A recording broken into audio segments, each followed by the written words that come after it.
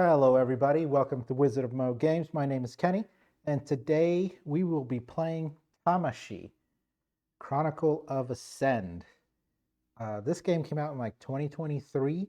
I remember pulling it out, opening the box, and there was just a lot going on, or what felt like a lot going on. Just trying to get through the steps, figuring out all the tokens, the phases, etc. And so I kind of shelved it for a while. And just the other day, while I was trying to find room on my shelf for Grim Coven, I saw Tamashii and thought, hey, can I stand this on its side? So I pulled out the box, I opened it, and I was like, wow, this game looks gorgeous. Why haven't I played it? So I pulled it out and set it up on the table, and for whatever reason, I just knew how to play it. I went through the rules a little bit, everything just seemed a little clearer, and I went through a tutorial again, and now I feel like I know how to play it. So I don't know what's happened between then and now, but we're going to give this another shot here so you guys can see. It is an amazing game once I figured out how it works. And it's not that complicated. So going around the table, as always, high level first is this is a bag builder-ish type game. Also, this puzzle board, I don't know what that's called. It's not action programming, but you're moving these chits around to activate abilities and stuff. So we're going to be doing a little bit of that. There's a lot of scenarios. We're going to be completing each scenario and then moving to the next one, that type of progression. The cool thing about this is we have a body and then we can upgrade into a different body, and I'll show you all how that works. So first I've got another camera here to zoom in on our player board. From here, we will be doing, this is our launcher. It's kind of like, think of it as like our tablet, right? We're cyberpunk. So this is like our tablet, and we're able to code some stuff in here. Actually, they call it program. We can program some stuff in here and then launch programs in order to do stuff. So this is our launcher. At the beginning of a round, we're going to randomly pull out of our bag here and fill in the light blue spaces. Then we have a program of 4, which means we can move one space or swap to the location of 2 tiles, and we can do that 4 times. All right.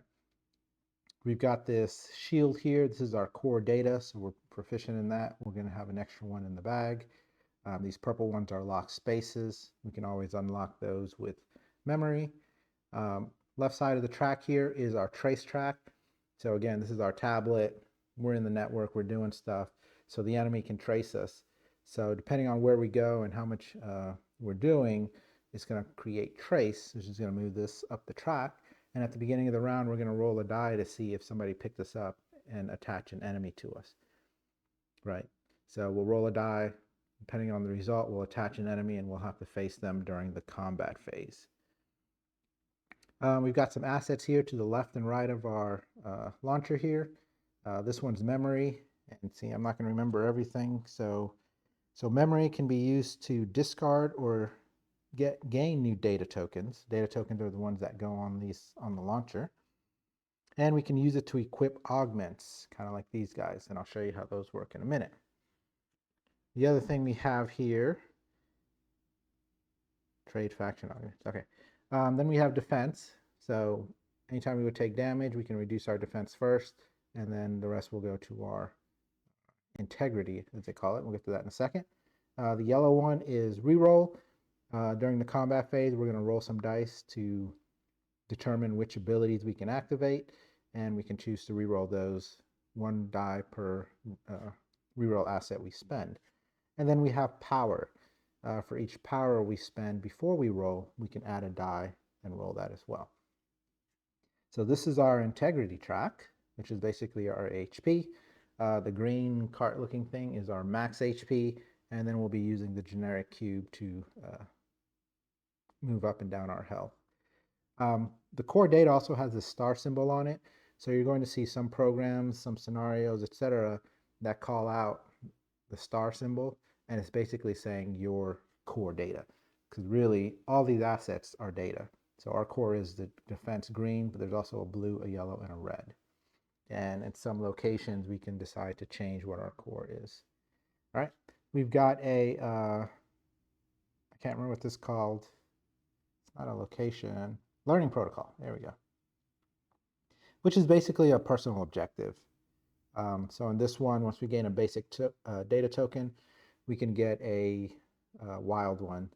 And then when we launch an asset program with a wild in place of our core, and asset programs being these four, not any other ones, then we can gain an experience and gain one additional asset of that type. Then when we get to 3, launch a longer asset program. So a basic asset program is 3 data types in a row, longer one is 5.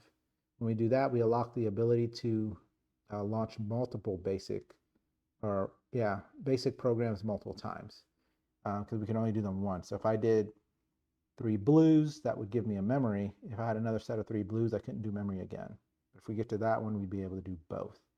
The other thing is our body. So this is our basic body. During the launch step, my green basic asset patterns require 1 data token less. I wonder if that applies to the longer asset pattern.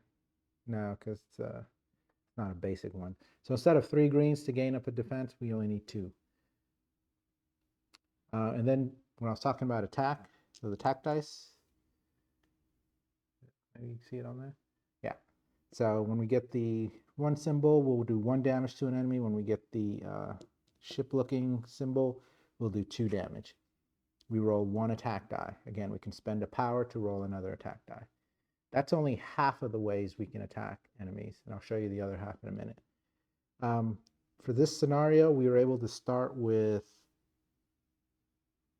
I'll get to it in a minute. I think it should have been 2. But we have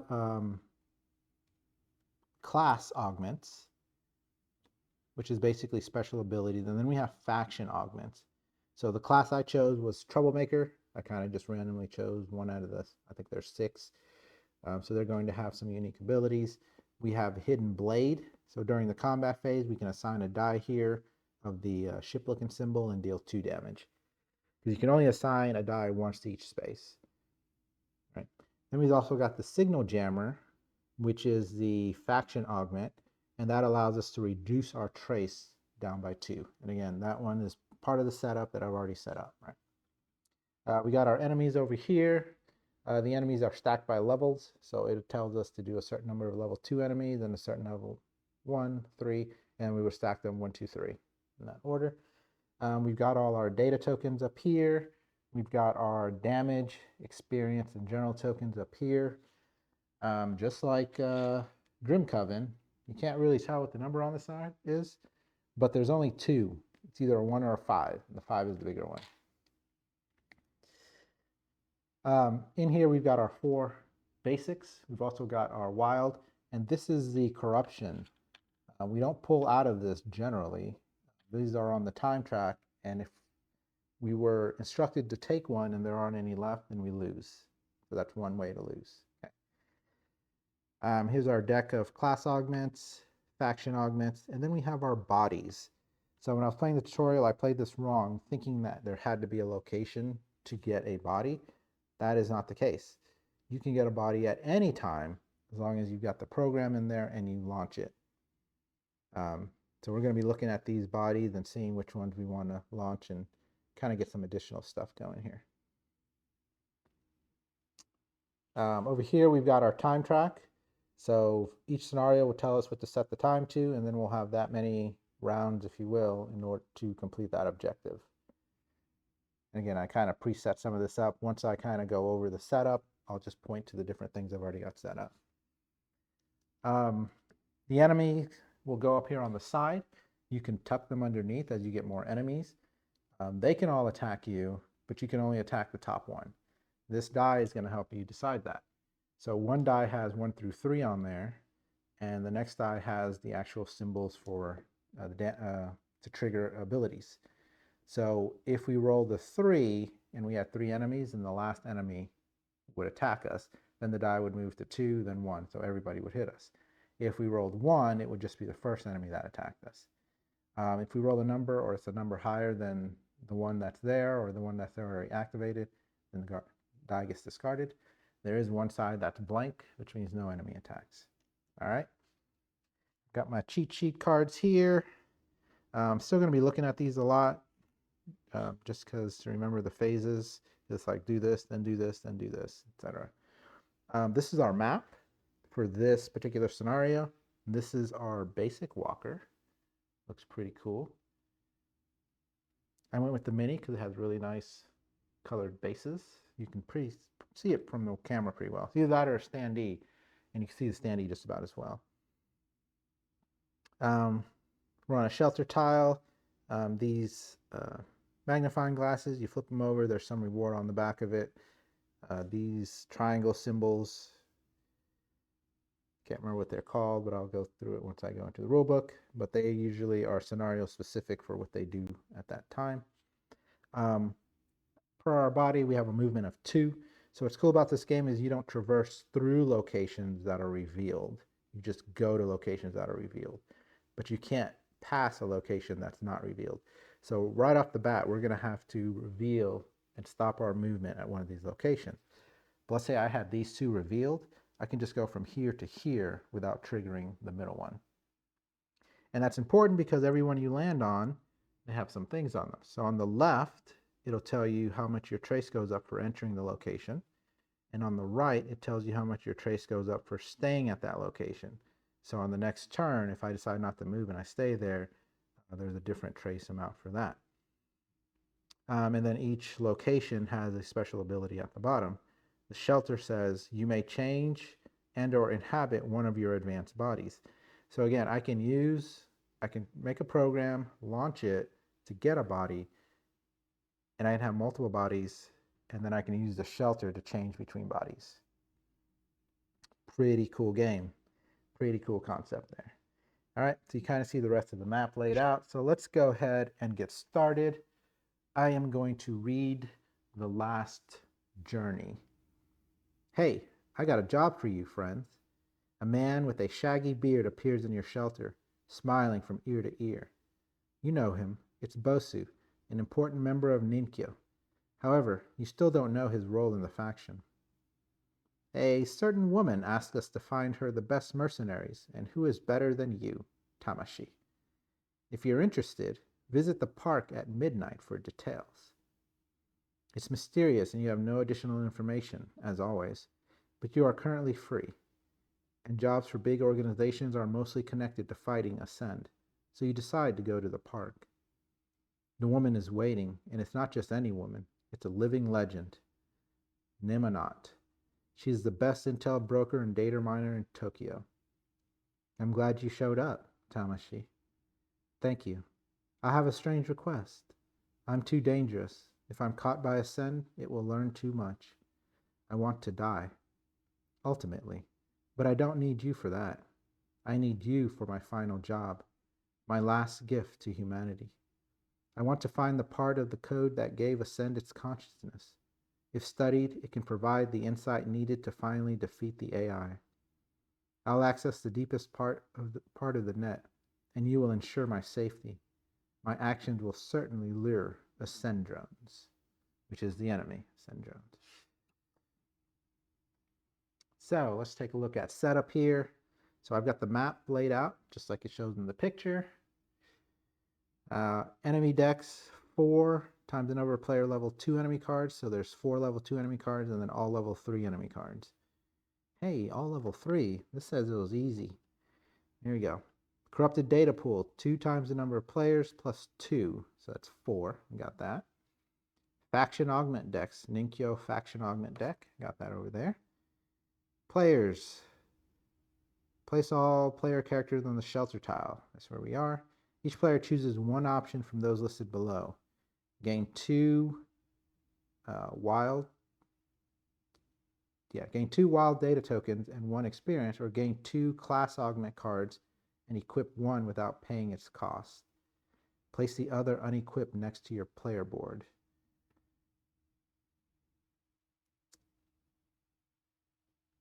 I think the general setup says you get 2, and that's why I have 2. So I'm going to go with 2 wild and an experience. Okay, I looked it up. So there's actually 2 starting augments.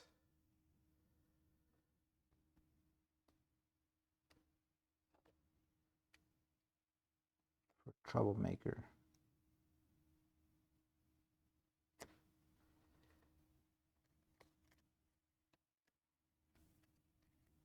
And they're the ones that say solo PvP. And then this one should be Ninkyo. So actually, I'll put my two class ones together and then go down here. All right, so I'm choosing 2 wilds and an experience instead of 2 class augment cards. All right, so this goes on my board. These 2 go in our dump. So every time we launch a program, we take those tokens that launched it and it goes in the data dump. And then once we run out of data in our bag, we'll take everything in the dump, put it in the bag, and continue refilling. All right, it says unlock 1, which means we get to unlock one of these. I'm going to start somewhat in the middle here because I don't want something to get in that corner and be difficult to remove. That means that space also being light blue means it's available to refill when we do data tokens. Gain 3 chosen assets and draw 1 augment card from the Ninkyo augment deck. So that's our augment signal jammer. So if we have a pattern of yellow, blue, green, a chosen player may reduce their trace by 2.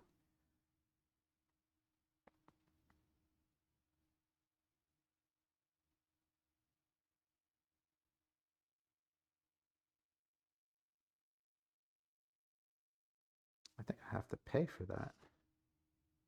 No. Special rules. Players may equip Ninkyo augment cards without paying their cost. Okay. And then corrupted data. If there are no tokens in the corrupted data pool, then players must gain 1. Scenario lost. Draw card L8. Okay. Just wanted to make sure I didn't have to pay for that one. Because normally when you get an augment, it goes off to the side and there's a cost at the bottom right corner. So this one's 3. So you would need 3 memory in order to put it into play. But for this scenario, you don't need to pay for her cards or her factions cards. And our scenario cards will start with drawing card L01. Gain 3 chosen assets. Okay. So I know I need memory to gain more data. I don't care for the reroll, right? So I'm going to go 1 up here on memory, 1 on our defense, and 1 on power in case we need to fight something. And I'm also looking at these bodies, and I think more dice is going to help do that. All right, so let's put our scenario card somewhere you can still kind of see it. I don't want to put it here because I'm going to move my hand over there a lot.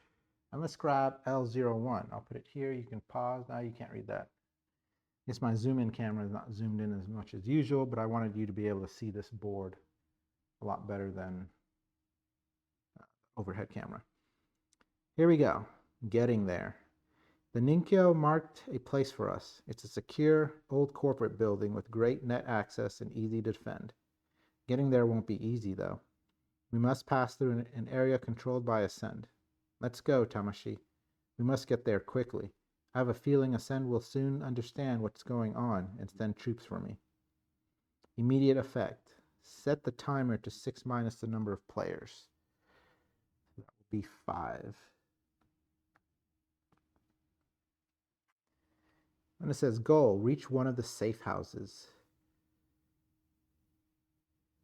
On a district tile with the Ascend token, that's what these red triangle things are, launch your core data, red data, power, and your core data. Take 1 Ascend token from your current district tile and place it on your player board. Okay. So when we're on one of these locations, we can launch that program. And then there's in part of the step, there's a player activity and a world activity. So the world activity in this case says, if a player is on the data transmitter or fortified sanctuary tile, there's data transmitter up here and fortified sanctuaries down here. Each player unlocks 1, discards all Ascend tokens from their player board, and gains 1 experience for each token discarded. draw card L02. So we go to the next event. I guess I'll call them events. Otherwise, starting with the first player, each player on a district tile with a ascend token discards the token and draws and attaches one enemy. Reduce the time by 1. If time is 0, each player gains 1 corruption, set time to 1. We basically have about 5 rounds to do this. After going through a couple events, I'm pretty sure that this reduced by 1 happens regardless. I wish they would have put like an extra carriage return in between there so you kind of could tell that. But there was no extra return between the two options under world activity. So, all right, and this goes here, our scenario card. All right, so we're just going to go through the phases.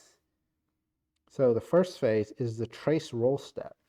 So based on where we are on this track, we would roll that many dice and determine how many enemies attached to us.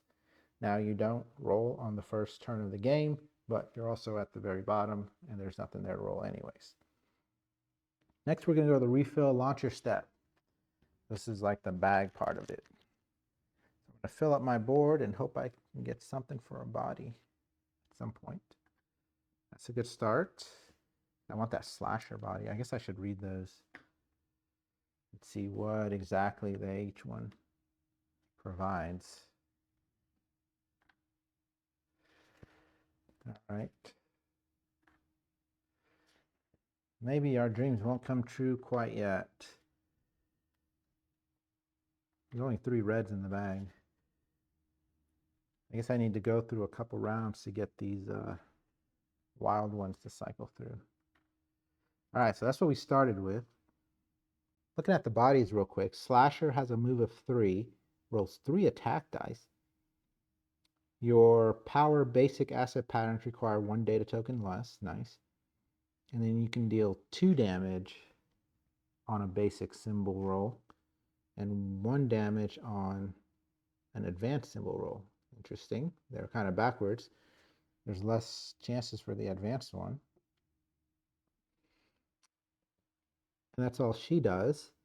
The Visionary, before attack roll, you may change your core data. Okay. Moves 2, rolls 2 attack dice. Basic symbol does 1 damage. On advanced, prepare 2. So prepare 2 lets you pull 2 out of the bag and put them anywhere on the board. So that's pretty nice. Or we can dump any number of core data type, deal 1 damage for each data dumped. Program is 6. Visionary. Ooh, he's red, blue, yellow, yellow, blue, red. I'm not even close to that one either. Now you can rotate these symbols or these patterns, but you can't flip them. So for this one, if I had yellow, blue on top, I couldn't do that. If I had it on top based on the first 2 columns, it'd have to be on the 3rd column. So you can rotate them, but not flip them. Okay. We can also, because that was refill launcher, now we're in the program step. We have a program of 4. That's where we slide the tokens around to try to create patterns. We can also upgrade by spending experience or memory. Now experience, you need 2 XP to increase your maximum health, discard, unlock, gain a wild, draw 2 class augments and keep 1, place the other on the bottom of the deck. Now the memory says gain 1 to chosen basic data token and place it in your dump. And I know that our protocol says if we do that, we gain a wild. So we would gain 2 that way. So let's go ahead and spend this memory and pick up red, which then means we complete this objective and we get a, do I want red? Green's my color. I wanted red so I can get the slasher body, in which case I can then change my color. We'll see. Then we get a wild.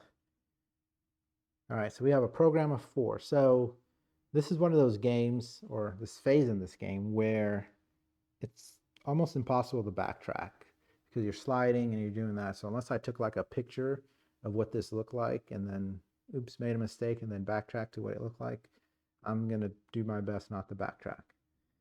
So right now I do not have enough to do the slasher. I'm not quite worried about signal jammer, although it might still be good because when we move to a location, we'll get trace. And we launch before we do attacks. And I'm not necessarily weak. Basic symbol will do 1 damage, advanced symbol will do 2 damage. But we want to avoid combat as much as possible. So if we can do an arrangement of yellow, blue, green.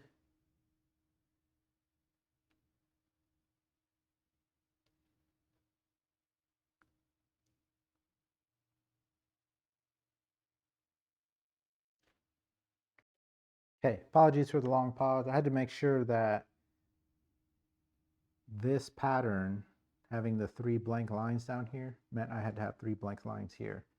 As far as I can tell, they don't.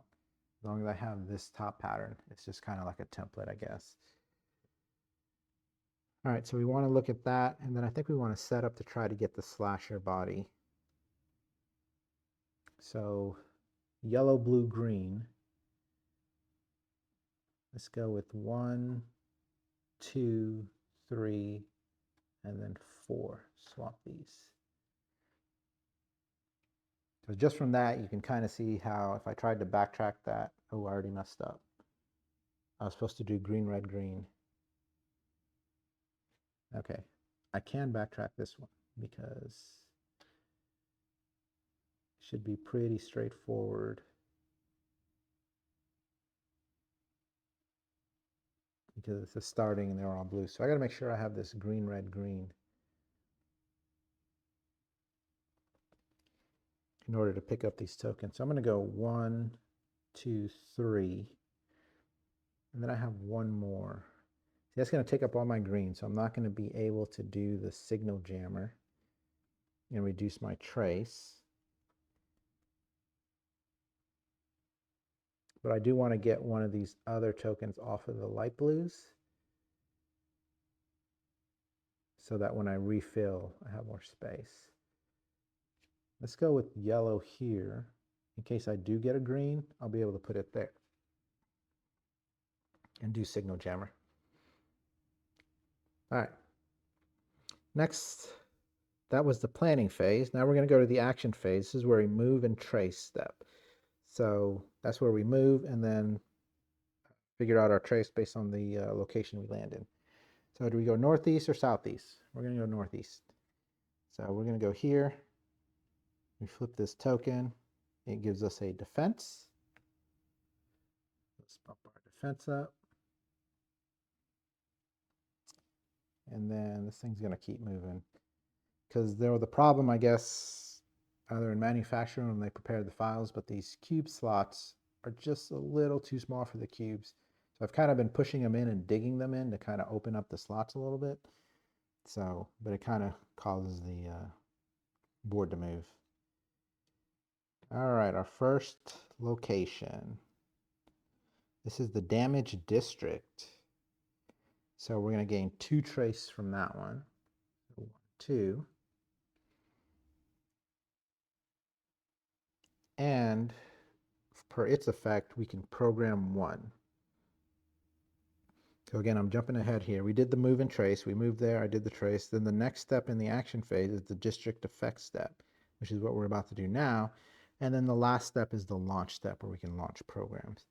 So right now it says we can program 1, which means we can move something. I'm going to move this yellow off the blue space again so that when I refill, I have more spots to fill in.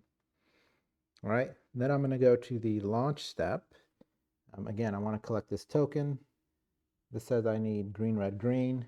So let's go with green, red, green. All right, and that means I get to pick up this token and put it on my board. Make sure I get my Starfleet, almost Starfleet looking experience token squared away there.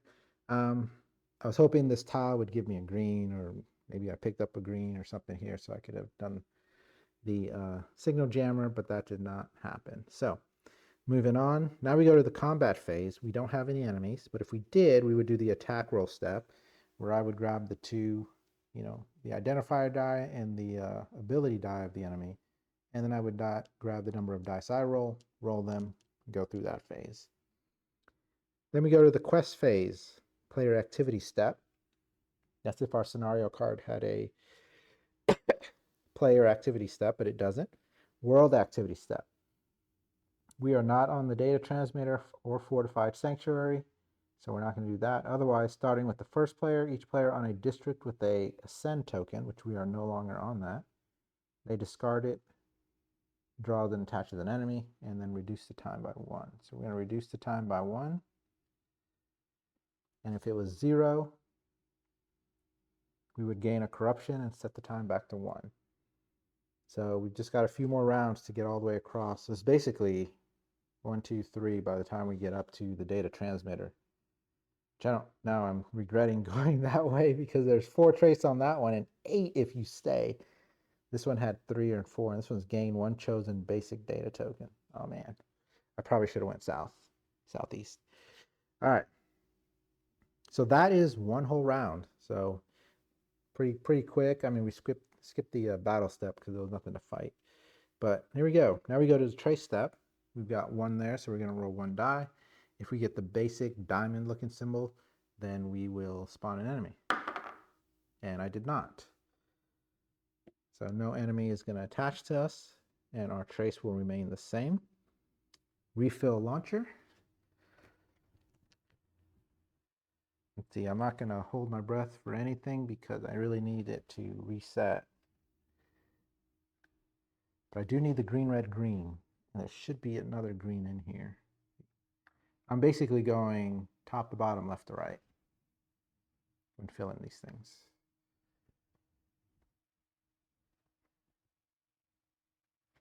I like bags, but some of these bags are so... Okay, I think this is empty. They're like so flimsy, it's hard to tell if it's empty. And sometimes they get stuck in the corners. The bags I got for bullet board game, is really good. And that's usually the one I end up using for all the bag building games, but I did not grab it this time. And we got a wild. Now we can do some stuff.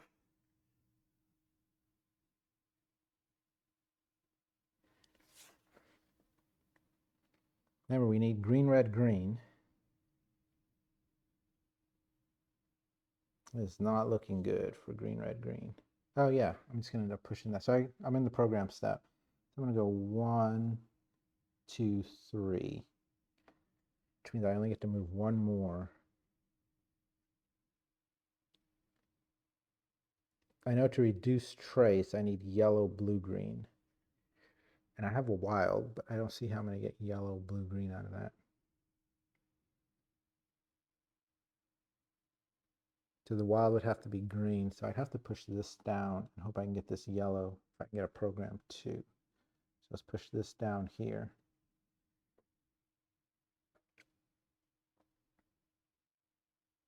Or better yet, I should just have it, no, because it's yellow, blue, green. Even if I swap it with this and then swap this, it'd be yellow, green, blue. Okay. So that's our program step. No memory to spend, not enough experience. I have to remember, I could also just use this. I would need 3 blues. The yellows would give me a reroll.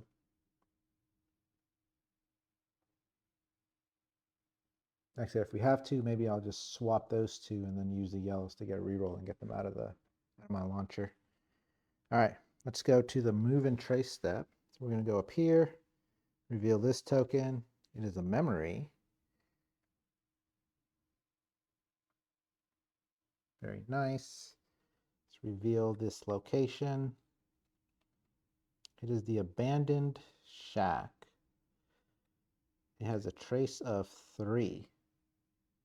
1, 2, 3, which means we'll be rolling 2 dice. to see if we gain enemies. And then it says program 3. That's actually going to work out for us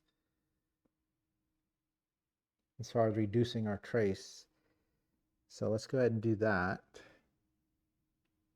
Let's take this yellow and go 1, 2. So now we got yellow, blue, green, and we got our green, red, green.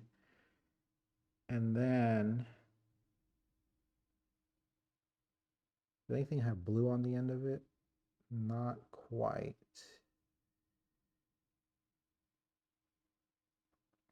Actually, so there's a blue there, but it needs yellow on the other end. So let's swap these two. Again, we're trying to get this body, and that needs that yellow, blue like that. All right, so that was the district effect step. Now we're going to go to the launch step. So we're going to do our green, red, green. And pick up the ascend token. And then we're going to do this yellow, blue, green. And reduce our trace by 2. 1, 2. So the first one we did was part of the scenario. The second one was one of the Ninkyo faction augments. A chosen player may reduce their trace by 2. And that's all we can do. Remember, the basic ones require us to have 3 of a kind there, and we don't have that. So. All right, next we go to the combat phase. There are no enemies. And then we go to the quest phase, no player activity, world activity. We are good. Move the time track down 1 more. So I'm wondering if we can make a pit stop. If I go here, it'll go to 2. If I go here, it'll go to 1. And then I can go there. The reason being is draw 1 Ninkyo augment from Ninkyo's deck, and we get to load them for free. Okay, so now back up to the top, we're going to roll 1 die for an enemy, and we finally get one. So this is an enemy, Pulverizer. All right, it has 11 health. On a basic symbol roll, it'll do 3 damage. On an advanced one, it'll deal 4 damage. So here's where the other way of attacking these enemies come in. They also have, you can also launch programs against them. So for example, this one says if you do a yellow, any color, and your core data, in this case green, so yellow, anything, and then green, we can deal 3 damage and roll a die. On an advanced symbol, deal 3 additional damage. So we can deal 6 damage launching a program against it. We have another program we can launch, yellow plus a wild, to gain 2 rerolls. And then we can always, not always, some of them have the ability for you to run, escape, which would be your core symbol and 2 others, but you gain a corruption. You discard this card and you gain a corruption. And again, remember, if you have to draw a corruption and you don't have one available, you lose the scenario, you lose everything. So that's kind of probably one where if you're going to be taken out and you really don't want to lose some of the stuff you have, you may take the risk of just discarding the enemy before it attacks you. When you defeat an enemy, you gain an experience. If you lose to an enemy, you're not dead. You gain 2 corruption, I believe. We'll go over that if it happens. So again, it just brings you closer to scenario lost, and you have a chance of losing the body that you were inhabiting. Okay, so that's that step. Now we're going to go to the refill step. Now you see why I want the slasher. 11 is a lot. Ooh, very nice. Oh, I think that's everything we need. We need 1 more red. There's a wild. I don't think I'm going to get up there with 4 programming that. And remember, I need the green, red, green. So what I may do is hold out on the body. I basically want to do the body when I'm going to the hideout because there's no token there to pick up. Can I get the body? I can get the body with 4. I just have to do 1, 2, 3. That's going to be enough to get the slasher. Oh no, that's not going to work.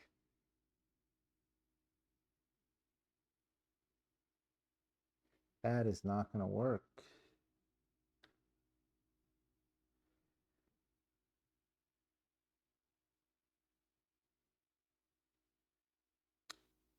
Because of the orientation. Oh, I just have to swap the yellow and the blue. No, because that's mirroring it. I'm trying to look at this thing upside down.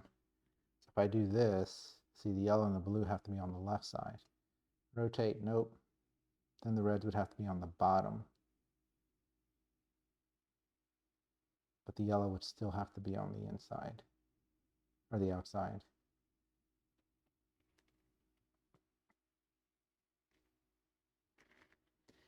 Without the ability to program. So if I stay here, I can program 3 additional. But I would gain 5 trace. Oh wait, so since I spawned an enemy, my trace goes down to 0. So if I go, yeah, because I think I can go 1, 2, that'd be 3 of my 4. And then I'd have to slide the yellow over and then hope I get 1 to slide the blue over.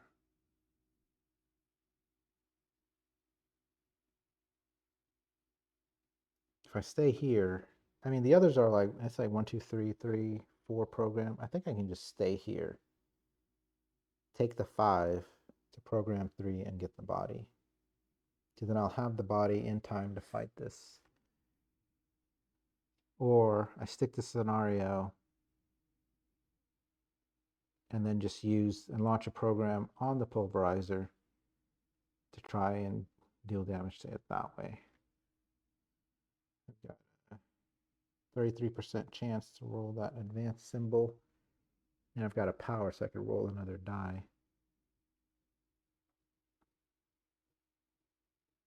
No, that's only during attack. I don't have a reroll token, so I could just completely miss.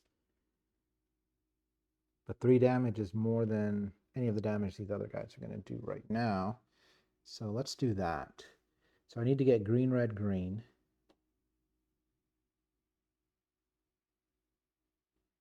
So let's bring this down 1, swap these 2. That's 2. Now I need yellow, anything else in green. So I have 2 more moves left. Boy, I'd hate to use up all my reds. I have a choice. Let's swap these 2 and then swap these 2. That'd be my 4 moves. Okay. So that's our program step. We do have a memory, but we're not going to use it for anything right now.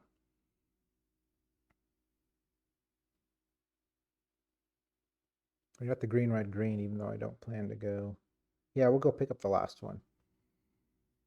Move and trace. So yeah, let's go here because this might give us something great. It's a power, which is great, but not exactly what we wanted. Let's reveal this location. Has a trace of 4. See, I could have just stayed there and gotten the 5 trace. So trace of 4, 1, 2, 3, 4. Wicked square. Roll a die, and all these actions are you may. Gain 1 chosen asset on the basic symbol. Recover 2 health on the advanced symbol, and unlock 1 on the blank. So I don't want the advanced symbol because I'm full on health. All right, so I got the basic one. It says gain 1 chosen asset. Let's see. He attacks for 3 and 4. Let's bump up our defense. That seems really important. All right, now we're going to go with that was the district effect launch. So we're going to go ahead and do our green, red, green.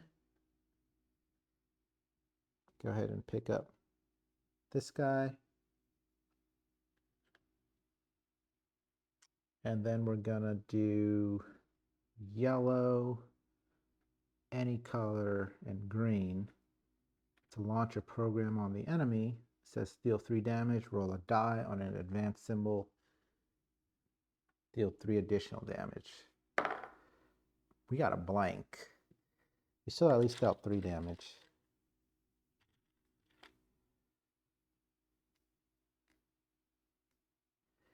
Okay. And that's everything for the launch step. So now we go to the combat phase, and now you're going to see how this works. So I'm going to spend 1 to gain another die. Because right now I only roll 1 with my attack, and then now with the power. So again, the attack symbol, or these icons, if it's got a circle around it with the arrow, that means you can do it multiple times. I can put multiple dice on that. And the ones that don't mean I can only put 1 die on there. So right now the number doesn't matter unless it's a blank for the purple die. And it's a blank. Perfect. So he's not going to attack us.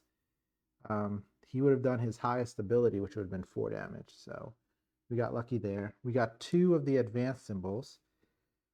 Great but not great, because we can put 1 here and deal 2 damage, taking him out to 5. But the other one is wasted. Oh no, we've got the hidden blade. Another 2 damage. I forgot I picked up that augment. So that was a perfect roll. Perfecto. And so if this was a number, like I explained earlier, if there was more, then they would start attacking based on the order they're in. Oh, and I always forget, trace protocol launch. Once per launch that reduce or increase your trace by 1. So let's go ahead and reduce our trace by 1. I've got to remember that. Maybe I should bump that down here as my launch options. Okay, so that is combat. Quest phase. No player activity step, world activity step. Move the timer down. So now we're going to try to go into the hideout here. We don't want to stay here and gain 8. We'll go to Ninkyo's hideout, try to get a body, and try to get another card or augment. So first is the trace step. We're going to roll a die. Yeah, because we gained 4. 1, 2, 3, 4. Yeah. Hopefully we don't get another enemy. We did not get another enemy. Perfect. Refill step. All my reds are basically gone. Oh, there's one. Maybe not all are gone. Bag is empty, so let's go ahead and refill it.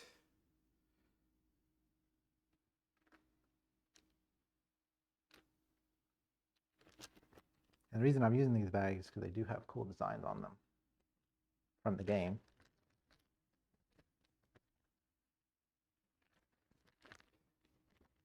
All right, let's see. We need reds or wilds. It's not a good start. We don't need the green, red, green anymore.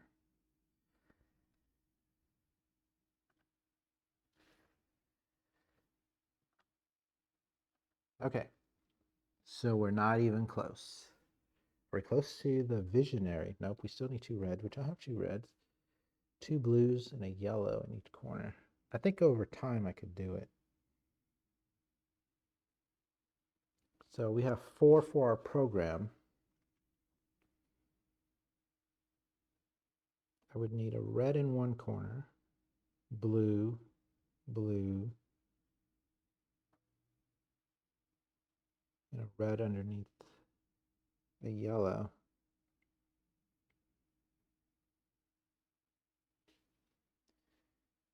Okay, what if I flip this upside down?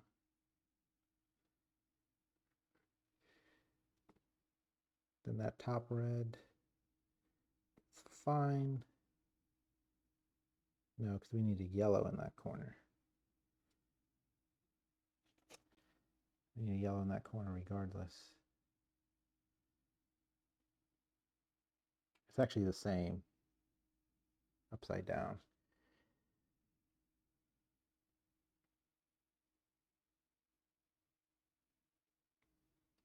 Now what if I do this? Then I have red, I could use that for yellow. Or I can slide that, swap them.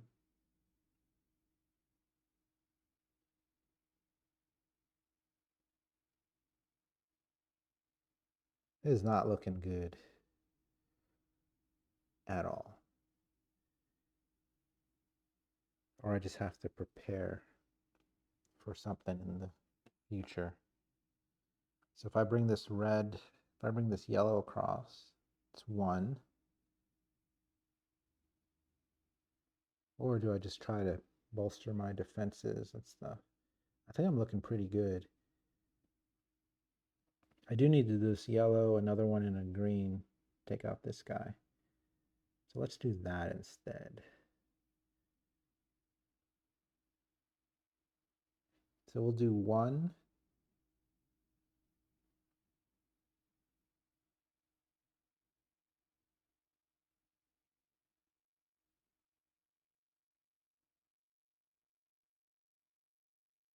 2.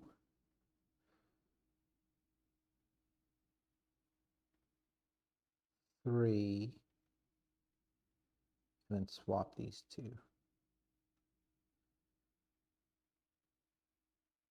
No. Yeah, it'll be the same. 4. And then hopefully we can go 1, 2, 3 and get a red in that corner. And then we've got this yellow, blue, green in order to attack the enemy. All right, that is the program step. You know, I think I am going to spend a memory. I probably should have done this first to gain a red. We could also discard one from our, instead of gaining one. Maybe I should discard this blue over here, because I don't see a lot of use for blues right now. And that just clears up space. All right. Next, we're going to go to the move and trace step. We're going to go over here to Ninkyo's hideout. Adds 3 to our trace. 1, 2, 3. Go way up there. Trace. I got to remember we can lower it too. I could also use that yellow, blue, green to just reduce our trace by 2. That would get us all the way back to the 1. It would not deal any damage to the pulverizer though. And he's got 5, 6, 7 of 11 damage on him. So yeah, we need to take him out. Draw 1 Ninkyo augment. We've got this one. Ninkyotic keylogger, a wild and a green. Gain 2 of each asset. Break. So I assume that means once you use it, it's broken, but I would gain 2 of each asset. Okay.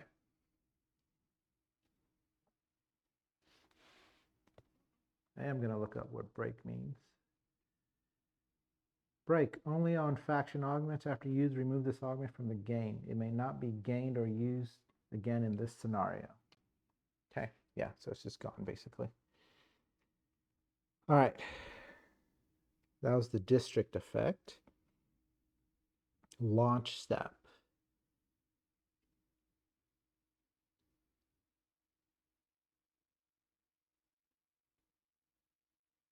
I'm going to keep my trace.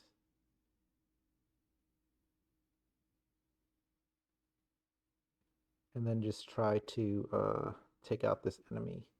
Because otherwise I'd have to roll 2 of the advanced symbols to take him out.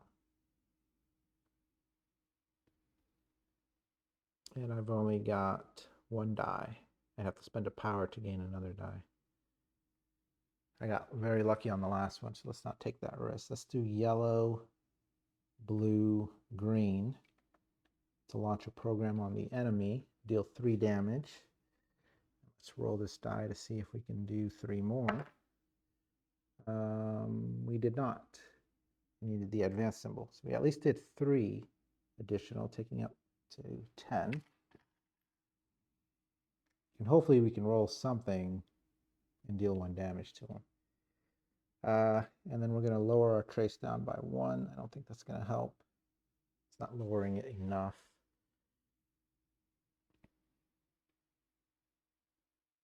Now we're going to go to the attack. So I'm only going to roll the one die. I'm not going to spend the power. I just need anything other than the blank. How many blanks are on here? There's one blank on here, but I feel like I roll the blanks pretty often. Okay. So see, it's number 1, so it'd be the first enemy. He would do his basic attack. But basically, I'm going to do this first, hit him with the 1 damage, and take him out before he can trigger. I'm going to gain 1 experience for that. This enemy has been defeated. And that's how the fights go. So it's like a combination of launching programs against them, but also doing physical attacks. Love it. I think they did a really good job of incentivizing you both ways too, because some bodies will be stronger in programming or launching codes, and some will be stronger in just straight up combat. All right, world activity step, nothing. We go down to 1. So now we definitely have to move to data transmitter. I'm not going to end up getting anything down here, which is fine. Back up top, we're going to roll 2 dice to see if we spawn an enemy. And we spawn one for each of that symbol that shows up too. So just 1. New level 2 enemy, Oracle. 13 health. Deals 2 damage on a basic symbol. On an advanced symbol, the top enemy recovers 1 health, and then it does 3 damage. Programs we can launch. Any symbol in a green. Dump any number of your core data to deal 2 damage for each data dump. Very nice, okay. And then on a wild, we can prepare 3. Ooh, that'll be really nice. And then we can run away. Okay. Let's go ahead and refill. Oh, look at that. That's exactly what I needed. And then we just have to shift those 2 over to get a body.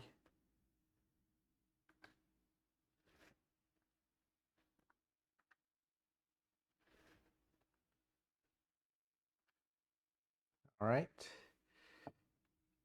Oh, we spawned an enemy, so our trace goes down to 0. And we got a program of 4. So off the bat, 1, 2. That'll get us ready for that. I don't care for that corner. You know, I put that on that edge, this yellow one here. I wanted to move it off, but I know if I do a green, if I can gain 1 additional asset of the same type if I launch an asset pattern with a wild in place of core data. So, and I know I can launch green with 2. So I did 1, 2. Let me think here.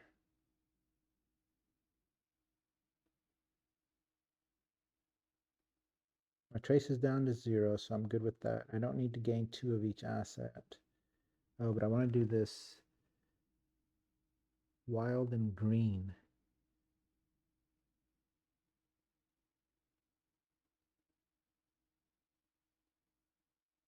I think I can discard a wild in place of the green, so I can do 4 damage if I don't get defenses, and I'm pretty good with defenses already. So 3. Let's just bump this down. 4. Okay. Now let's go to district. That was program step. Oh, I have 2 experience now. I should have done this. Let's increase our maximum health.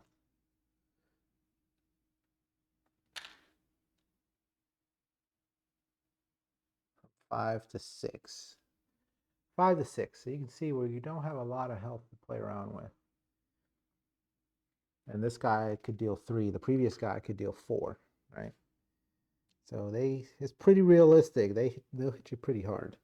All right, let's go to the move and trace step.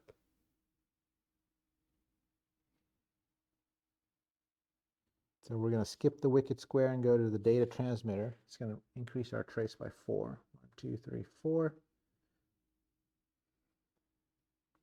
You may change your core data symbol, gain one asset, and then gain one asset of the same color as your, so I can just gain a shield for free.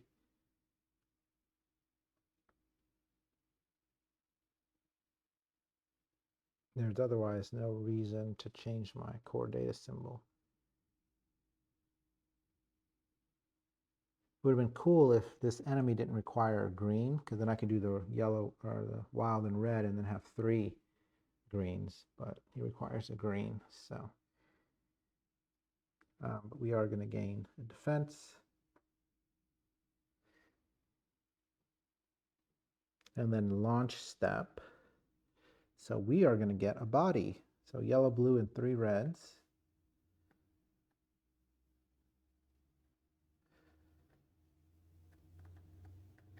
And we are going to get this slasher.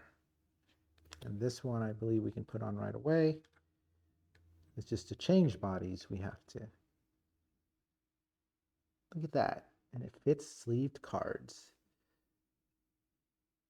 I don't want to cover her up, so I'm going to put this down here. I think you can still see it. Yep. And let's get her body.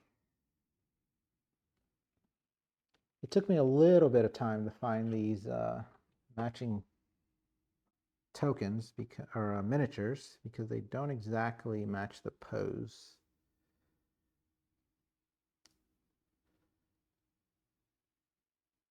But that's, put it over here. But I know in the picture she has 2 swords. So that is our new body. We'll put the other one to the side here because we could. There's a chance we lose our body and we devolve, if you will, right? And then we're also going to do, the question is, do I spend it? 13. Oh, she rolls 3 attack dice. So I get the basic symbol for each. That's only 6 damage.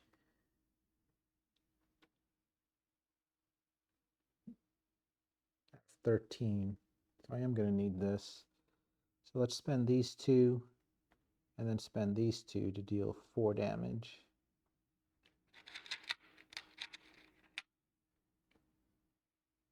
Two, three, 4. By launching that program,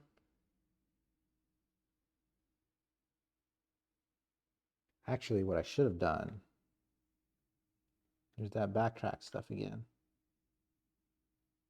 But we knew these were kind of like this or something. I'd move them together. I should spend this to do the prepare 3. Because I might get more greens out of there. Actually, I will, because there's 1 green there. So I'll have 1 more green. Yeah, maybe not worth it. But you pull them out, and then you decide where they go. So there's that. And I'm going to put all of these in. I don't think that one goes in. Yeah, because you discard it to launch the program. So now, if I can get 1 more green, sure, I can do even more damage. Got a red. All right, so I'm just going to drop this down here. I'm going to be spending all of those. And then the reds. Oh, wait, I do draw another body. Hacker. Passive, when you gain a data token, you may place it on your launcher. Nice. Deals 1 damage when attacking. Resolve a chosen enemy effect from the top enemy. Ah, so instead of actually doing the program or launching it, you can just do it straight out. Very nice. I like that. Movement 3, attack dice 2. Okay, so we have these 2 reds. We're not picking her up anytime soon. Where do I want to put these? I obviously want to put these on dark blue spaces. Nothing else requires red right now. So we're just going to put it down here. In fact, since we're in the launch step, we can just go ahead and get these 3 and increase our power. And then we're going to spend this one and this one, and then this one and this one. I think it was deal 2 damage for each one dumped. So that's where that 4 damage came in. We've basically cleared our board during the launch step there. And we can reduce our trace by 1.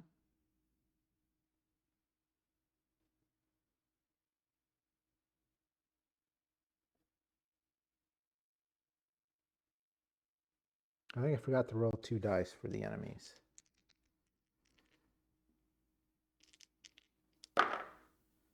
That is 2 enemies. Yeah, I'm pretty sure I skipped that step. If I didn't, oh, then I just made it harder for myself.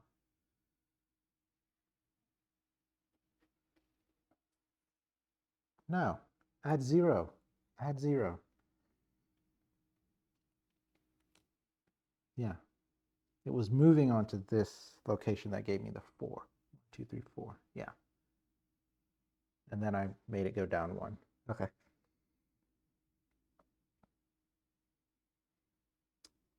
Now we go to the attack roll step. We still got an enemy. So our new slasher body gives us 3 attack dice. And I'm going to go ahead and spend a power to gain a 4th. Because again, I've got this hidden blade here. And I can do the basic symbol multiple times if I roll it.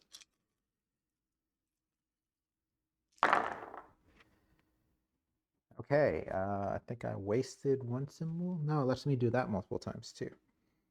So it says number 2 for activation. It's going to get the first guy because it's the only one. And he will do a basic activation, which will be 2 damage. So I activate 1 die at a time.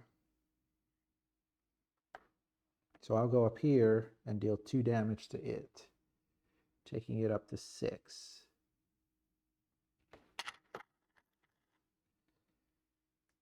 It's going to hit me back for 2. I've got 4 defense, so drop that down to 2 defense. And it's done. That's all its activations. But see, this die would go down to 1, but he's already activated, so it gets discarded. And now I can keep going. This I can just, oh wait, I put the wrong die up here. We got 1 for the 2 damage here, and then 1 for the 2 damage here.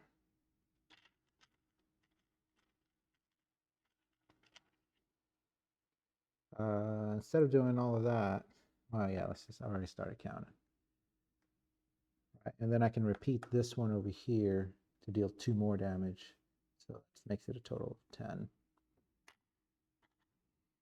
10 damage on it. Yeah, having a slasher is pretty nice. That's a lot of damage potential there. All right, quest phase. No player activity step.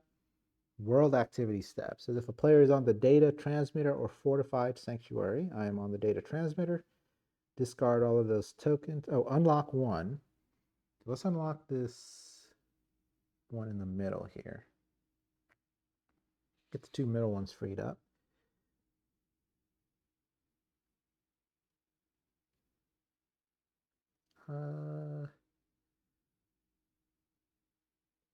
No, let's do the top one.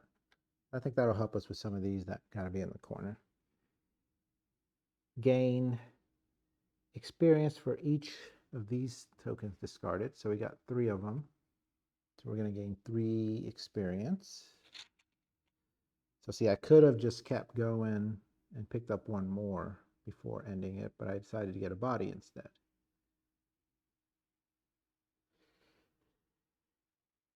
And then draw card L2.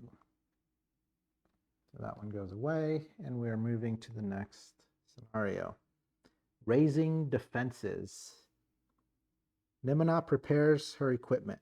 There are even more wires and devices than needed for a soul transfer. Don't stare. You have a job to do. Make sure Ascend finds us later rather than sooner. And when it finds us, be ready for action. My body and soul will be vulnerable. Under no circumstances can I be kidnapped. While you're making sure that the bots are distracted in the nearby neighborhoods, the Ninkyo contact you and tell you about a soul transferring station much closer to your location. You will set your reset location to match the new IP as soon as you end your job here. Immediate effect. Set timer to 2.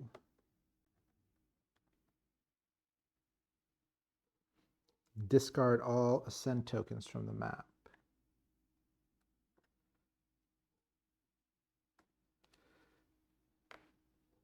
All right. And then flipping it over. Goal. Prepare yourself for the battle ahead. World activity. Reduce timer by 1. If timer is 0, so it begins. Each player draws 2 class augments, equips one without paying the memory cost, and places the other on the bottom of its deck, and then draw card L3. So we basically have 2 turns to go around and do stuff. So that could have been the time, to go and get a body, right? And maybe we'll get our hacker body? I don't know. Because the hacker seems really good at hacking these things. We can also just go and reveal some of these unrevealed locations as well.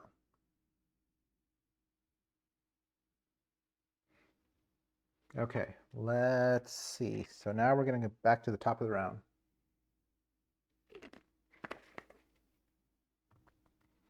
Trace. 1 die. No enemies. No enemies. Refill. We got a lot to refill. We're going to kind of focus on reducing our trace.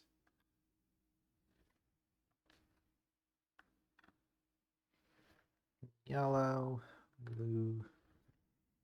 Got a lot of experience now too. I may just increase my max health again.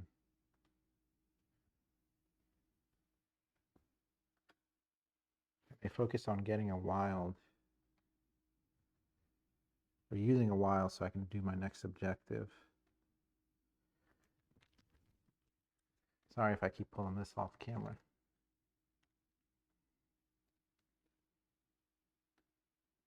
I don't think I need to launch a program against that bot, the Oracle. I think it's as good as dead.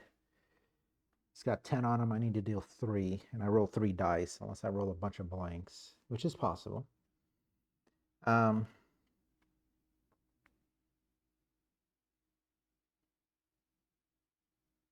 could draw 2 class augments, but it seems like I'm about to get a free one.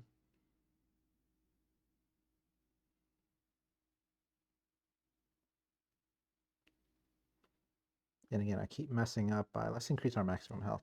I need to be unlocking these before I start. This says upgrade. This is not a step and may be resolved anytime during the planning phase.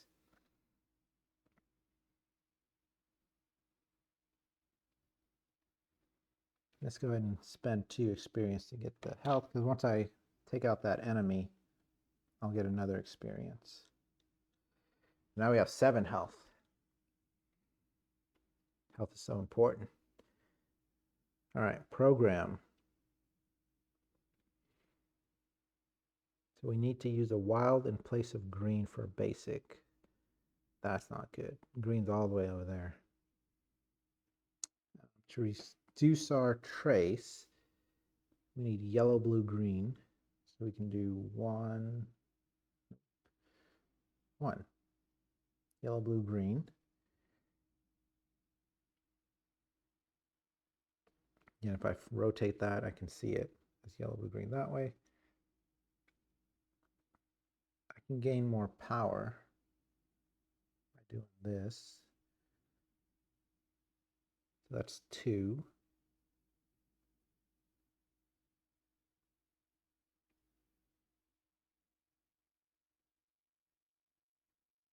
Or I can just get a new body.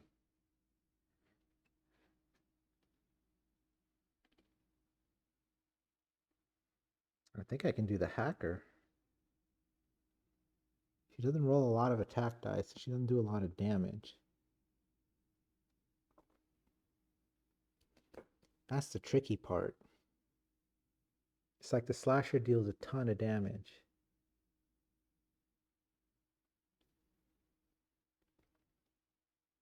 The hacker, I have to switch to the hacker. When you gain a data token, you may place it on your launcher. but I can just resolve that for free.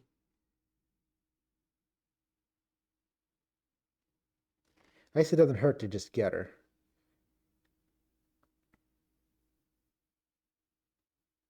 Looks like we're going to be doing some combat, so we should just get ready for it. Gain more power. Reduce our trace so we don't have more enemies.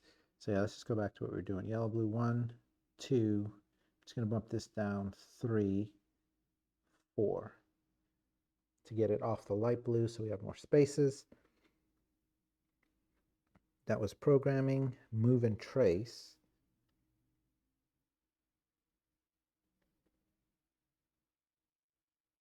See, I would go to the wicked square, but I don't want to recover 2 health. The other 2 would be good. Gain a chosen asset and unlock 1. But that's too risky. So we're going to go down to this unrevealed location, gain a defense.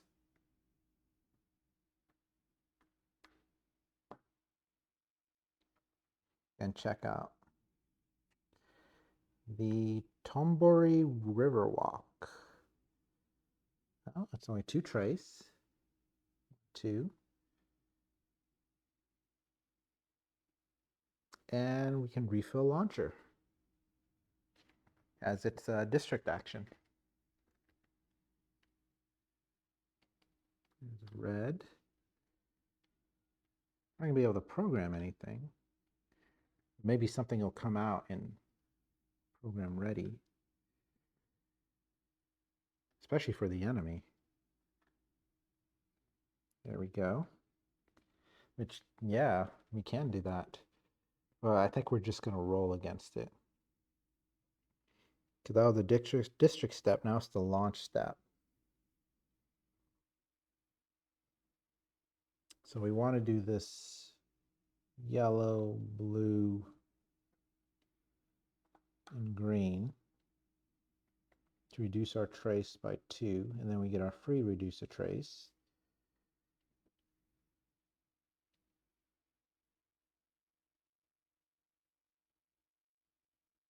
And then we're going to spend 1, 2, 3 to increase our power.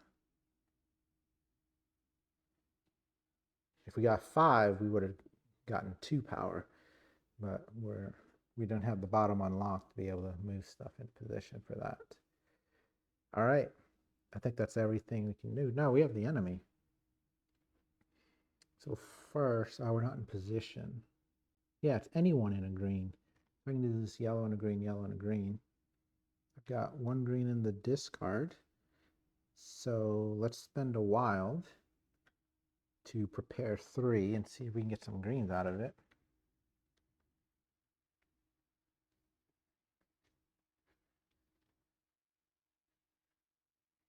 1, 2. Bag is empty.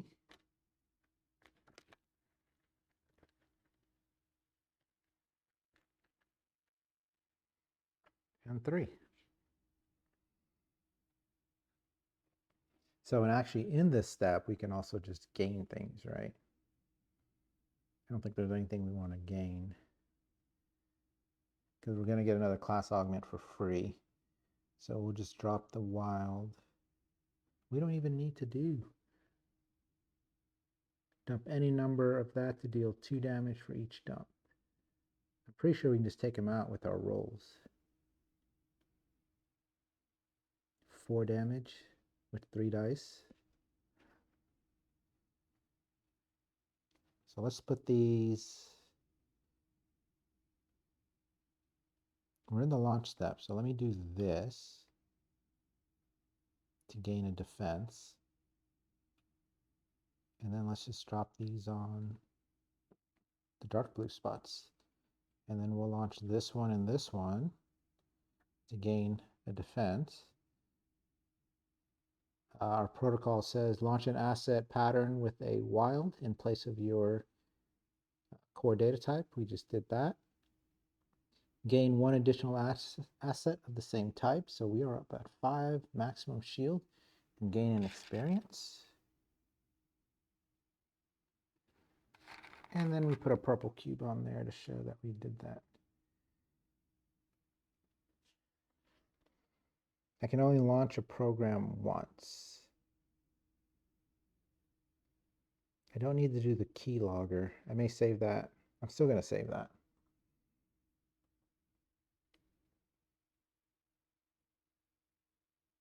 So I could have put that wild up there and then picked up the power, but we don't need to do that right now.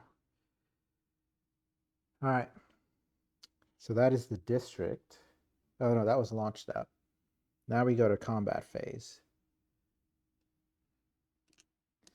Oh, I really hope you guys watching with 3 dice. I need to do 4 damage. Which means I can't roll any blanks. Let's spend 1 power to do this.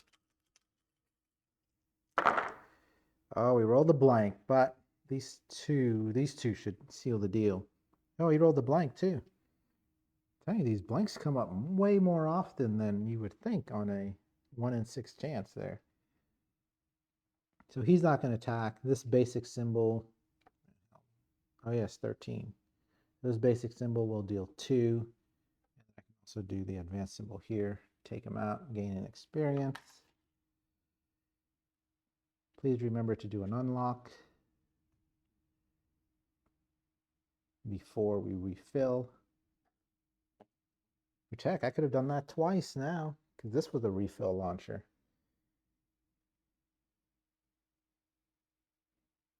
All right. Player activity step, non-world activity, reduce time by 1. If it's 0, so it begins. So we have 1 more round to do whatever. So first, no enemies, please. There's an enemy. We are burning through our level 2s.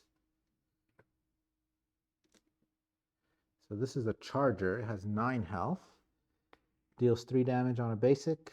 Deals 3 damage on an advanced. And dump all of our core data type from our launcher. Wow. We can launch a program on it with the wild. Deal 3 damage. May be used multiple times. So if we do 3 of them, we just take them out. And we can run away on a red and a green. All right, let's spend 2 of our 3 experience to unlock.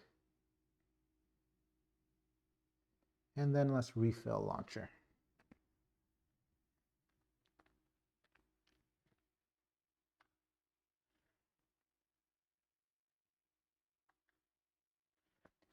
Okay, we are. And at this point, we might as well just spend it to. I gotta remember to reduce my trace now that we spawned in it. That's all the tokens in my bag.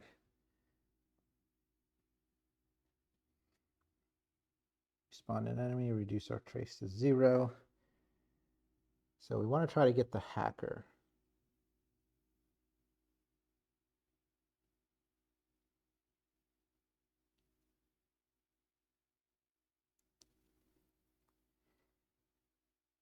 That doesn't look like it's happening. 2 blues and 2 yellows in that configuration. Well, actually,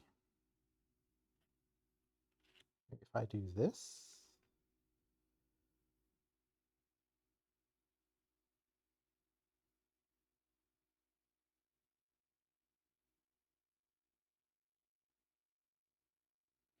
so 4 programming, 1, 2, 3. Now I have that pattern. I get 1 more. I don't need the defense.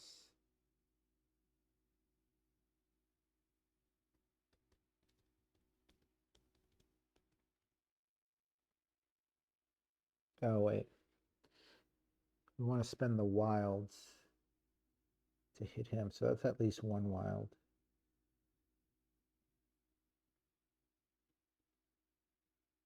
So let's bump this red up just to get it off the light blue so we can refill. That's 4. Well, knowing we have a green and a wild is all that's left.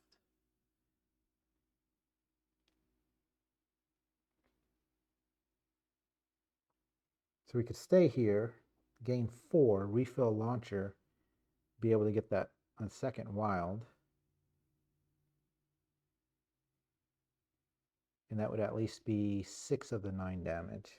Or we can see what the new location is. I think I'm just going to stay here. So that is a program. Yep, we're going to stay here. Increase our trace by 4. 1, 2, 3, 4. So we can do the refill launcher. I guess the order kind of matters and how we pull these out.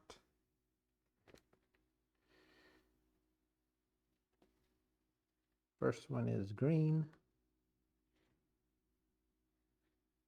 And this one's the wild. That is all our tokens out.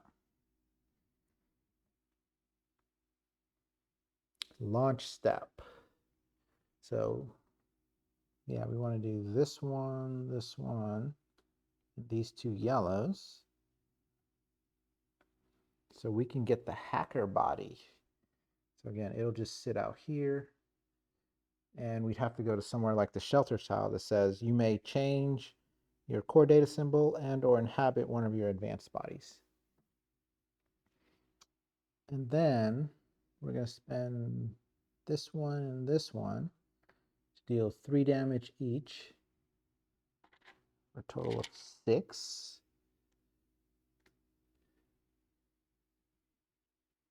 And do I see any other patterns? I do not. We're not reducing our trace, which would be yellow, blue, green. We get to reduce it for free, reduce it by 1 for free, thanks to this launch trace protocol. And that's it. Combat. I think we're just going to stick with 3 dice. See if we can take out this charger. It just needs 3 damage. And we got it. But not before he attacks us. That's the thing. The dice activate 1 by 1. So even though you've got enough to take him out, you're not going to take him out. So see, this will go here, and I'll deal 2 damage, which leaves him with 1. He's going to deal 3 damage and then dump all of our core data. Yikes. So our shield will absorb the 3, taking us down from 5 to 2. And then we're going to dump all these greens.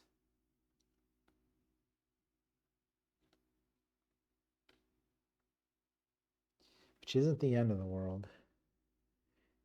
And then we're going to go ahead and do this for another 2. That takes him out. Makes 10. And he only had 9 health. And we get an experience. We only have 1 level 2 enemy left. Imagine they're just going to get harder. All right, that's combat, player activity, world activity. Reduce this to 0.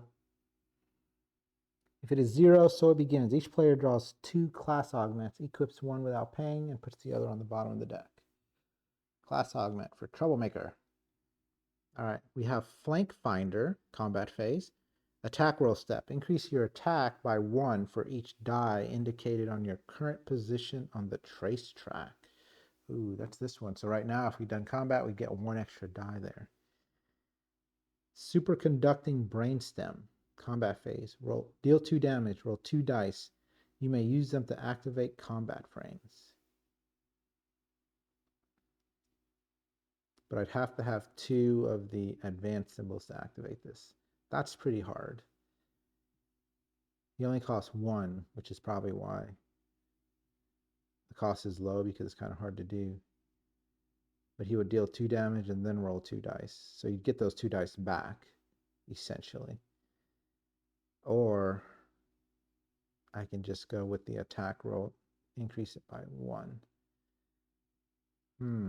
Since I have 3 dice, I have a pretty good chance of rolling this. So we're going to put Flank Finder on the bottom and go with Superconducting Brainstem.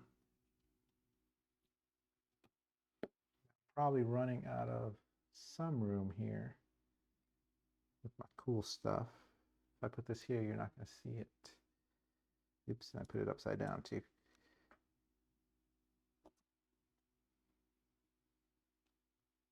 I'll just put it out here. You can see it a little bit. All right.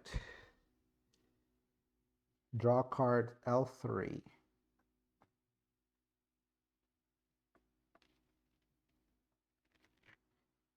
They found us.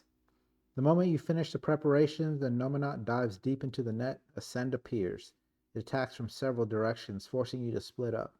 The woman may work in peace, but if any of the bots break through your defenses and get to her, it's better not to think about that.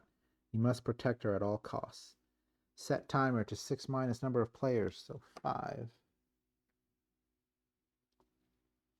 Queue up intense music.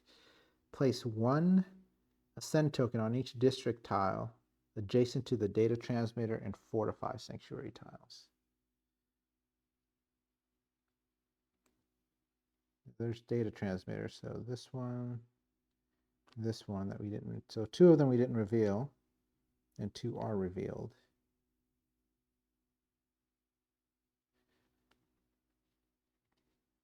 All right.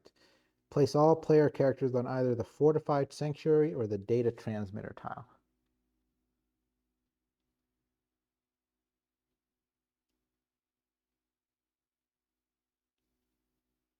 I think I'll go to data transfer because I'm not going to use that one. But I can go to like the Riverwalk here and refill my launcher. Even though it's going to be refilled, but maybe we can get more stuff. Place the shelter tile between the data transmitter and the fortified sanctuary tiles. So our shelter moves. There we go. Flip this card. Goal, protect Nominat while she dives. Special rules. Players may only move to the shelter, data transmitter, fortified sanctuary, and district tiles with the Ascend token. On a district tile with the Ascend, when a player defeats an enemy, discard 1 Ascend from this tile. Player activity. Players with no attached enemies may draw and attach 1 enemy and set their trace to 0. That's important because if we're up here in these higher ones, we don't have to roll the 2 and 3 dice and get 2 or 3 enemies. We can just deal with 1 at a time. Rolled activity. Reduce time by 1. If time is 0 or there are no Ascend on the map, you held but the building defenses are breached. Choose 1, and we'll go over that once we get there. All right.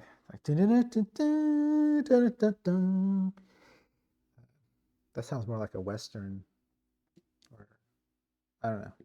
Definitely wasn't cyberpunk. So here we go. Top of the round, we roll 1 die for an enemy. We want an enemy. And we got an enemy. Remember, we got to defeat them. We got an Oracle. 13 health. All right, we've seen this enemy before. Dump any number of core data to deal 2 damage for each core data dumped. Okay. We have 2 experience. Let's go ahead and spend it to unlock. What's the other options? Gain a wild, draw 2 class augments, increase maximum health. Yeah, let's go ahead and just unlock the last one. I feel like they're gonna help me unlock that. Let's just gain our health again. We don't need another augment. Class augment. All right, let's see what we got here. Refill launcher. There aren't any tokens in the launcher. Got a bunch of green. I need to get my defenses back up. He doesn't hit too hard. But if we can get all those greens out there, we can do a lot of damage to him. There's 1. There's 2. Already looking pretty good there. There's 3. I think I have 4 total. There it is.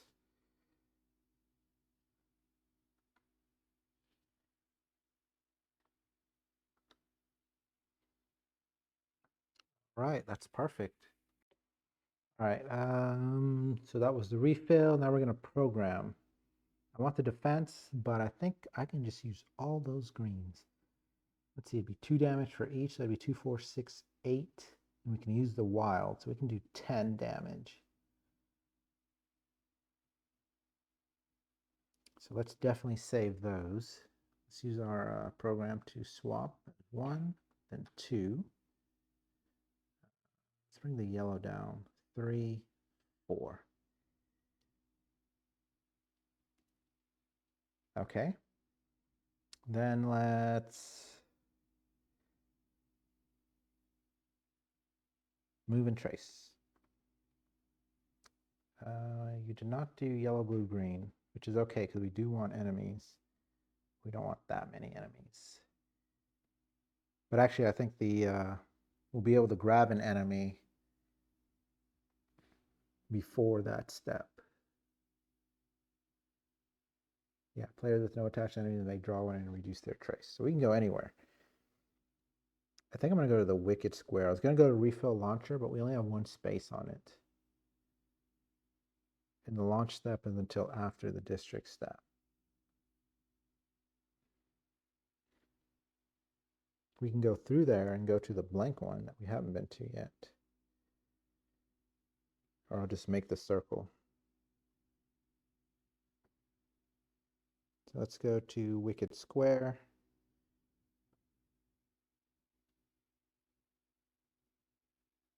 I have to defeat an enemy while I'm here.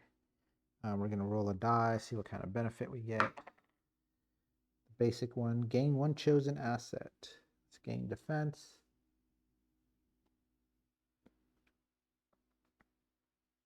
And then launch. So see, we're going to do red, blue, blue, blue, and this one is green to do this program. It says dump any number of a core data type to deal 2 damage for each one. So 2, 4, 6, 8, 10. Then next time, well, we're going to refill anyways. So there's 10 damage there.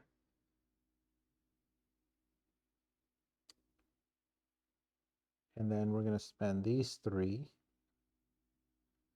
to gain a power. We can reduce our trace down by 1 for free. And that's it. Now we go to the combat step, combat phase. We roll 3 dice. We just need to deal 3 damage. So we're going to take some damage.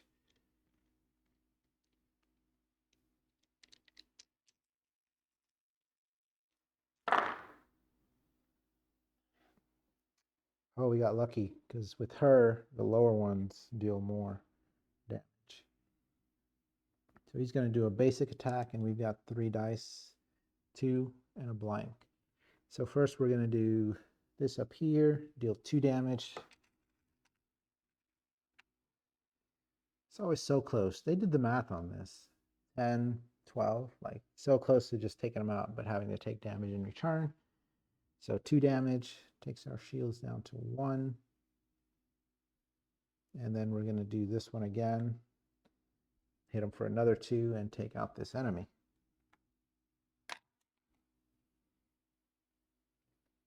This enemy's gone. We gain an experience. And we discard this token.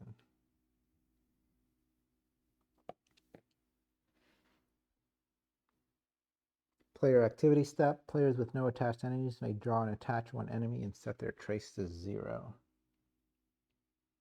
Let's go ahead and do it because we have to get an enemy. We don't want to risk not getting an enemy. Oh, this is the first level 3, Annihilator.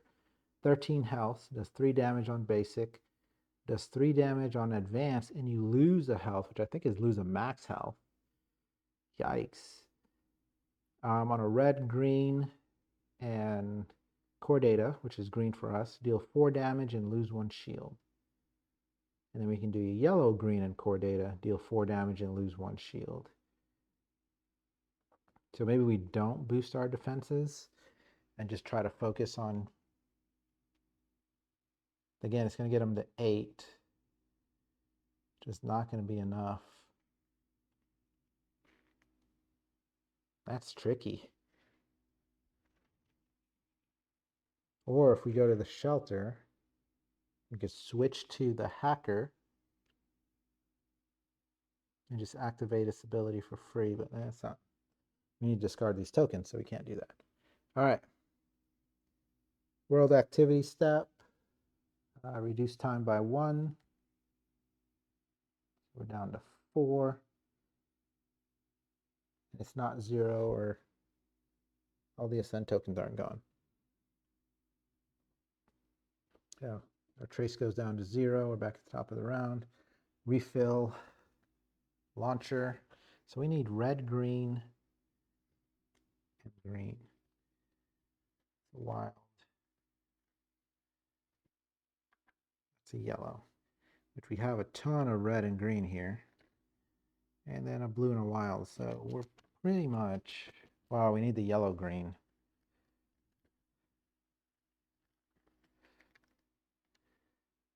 What am I doing? I'll place on the light blues. Wild, red. So this has got to be green, green. Red, green. The one blue and a green. So we need red, green, green, yellow, green, green.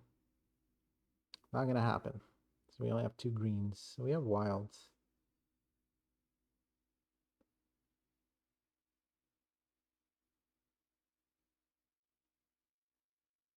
So I guess 1,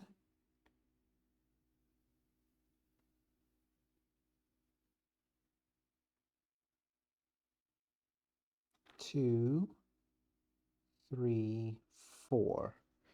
So yes, yellow, green, green. We'd have to get that red up. None of these that are visible are going to let me program. So maybe we only get it once. Yellow, green, green. No red, green, green.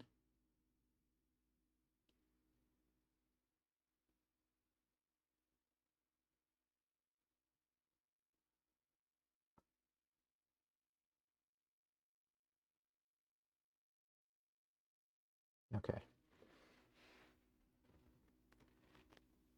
And I only have 1 experience. All right, here we go. Move and trace. So we're just going to go down to this new location. We got an experience. This can only be spent during the planning phase. Let's go ahead and check out this location.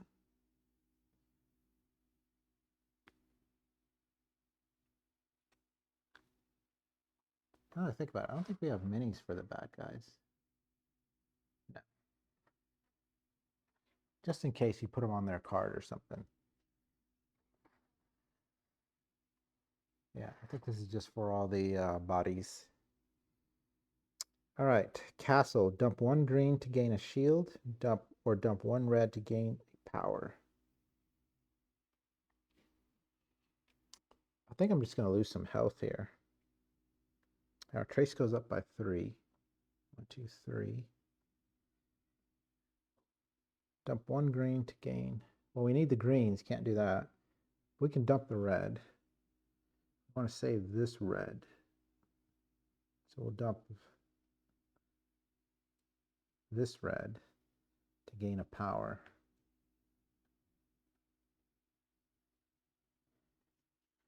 Okay. Now we go to the launch. Man, I feel like I'm just going to burn that defense for no reason there.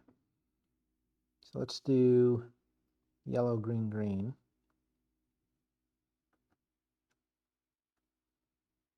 Which is the bottom one to deal 4 damage.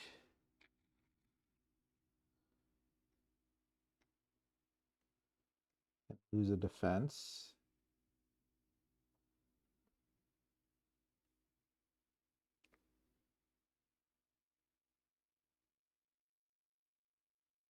Your red basic acid patterns require 1 data token less. I'm not close to that.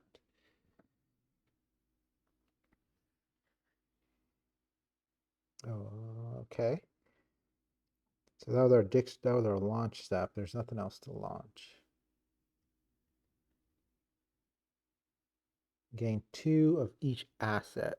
Oh, gain 2 of each asset.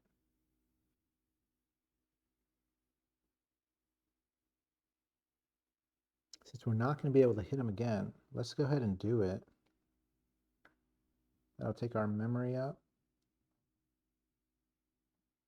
our defense up 2, rerolls up 2, and power up to max. And then this is removed from the game.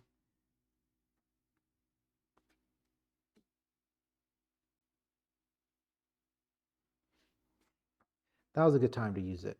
We need the defense for when he attacks. So now we're going to go into combat. I feel like I'm going to spend 1 power. I could 100% spend more, but let's spend 1 more. We want to increase our chances of getting the advanced symbols and tons of damage.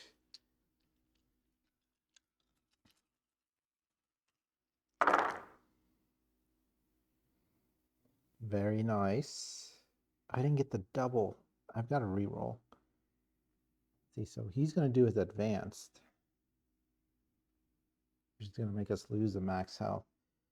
I will spend 1 to reroll. Let's move these dice out of here so we don't hit them. I need the advanced symbol. Got it. I got it.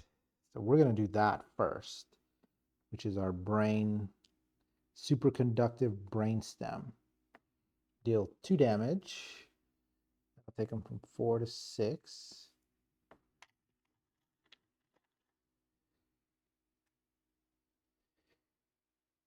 Roll 2. You may use them to activate combat frames. Oh, wait. I gotta make sure I leave this on here so I remember. I cannot activate this combat frame again.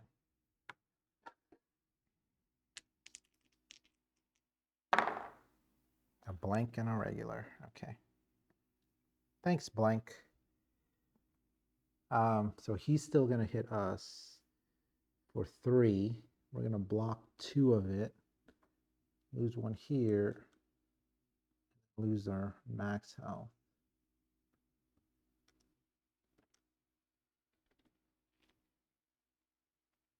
Ouch. That's his only attack. So now we can use the this ability 4 times. That's 2 times 4. That's 8 damage. Plus 5 is 13, 14. So we take him out.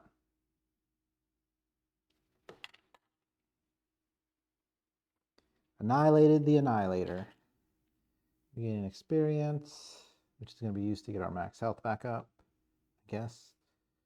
And we remove that token. Nice. The augment came in handy. Getting the reroll came in handy. Good timing for everything. All right, so that was the combat phase. Player activity step. Oh, wait a minute. We never revealed the new body. Knight. Combat phase. Reduce health you suffer by 1 to a minimum of 1. Okay, so automatically reduce 1 damage. And then he's just got a bunch of damage options. A 1, 2, 1. It's all damage options. But he gets to redo the 1 multiple times. Okay. Attach an enemy. Reduce trace. We got a Hellraiser. 14 health. Deals 4 damage on the basic or advanced. Programs. Green and yellow deal 2 damage. You may dump green and yellow pattern to deal 3 additional damage. Okay. You can also do a wild and anyone. Prepare 4. Deal 1 damage for each yellow prepared. Ooh, I only have 3 yellows, and I'm looking at all 3 of them right now.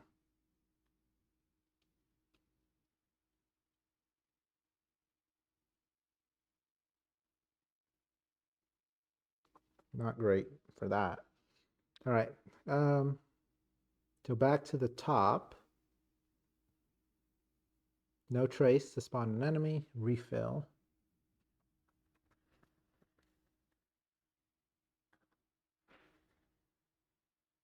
So we basically need to take advantage of those 2 yellows to deal 5 damage to them.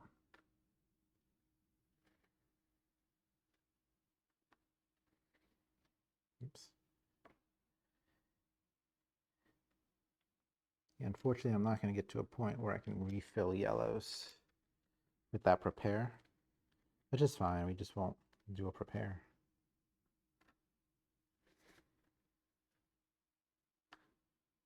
There's the 3rd yellow. It would have just been bonus damage. All right, program step. So what do we care to program?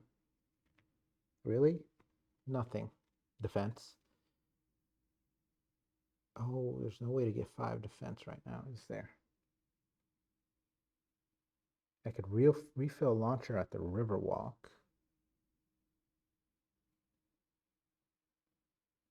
I know I've got greens in there. And I need to go to the Riverwalk anyways.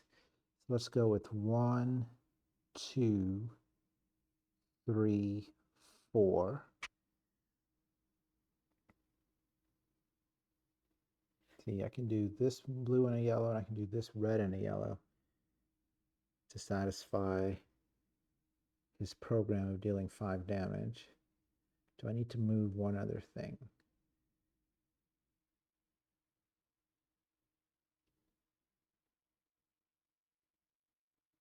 Or I can just do yellow and a yellow. Oh, I misread that. That's green, yellow, green, yellow.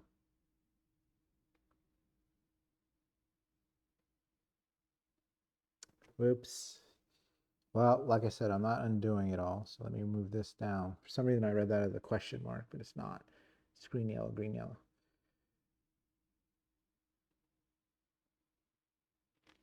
Okay. We at least opened up 3 spaces. And you're hoping it's a green or a wild up in that first space.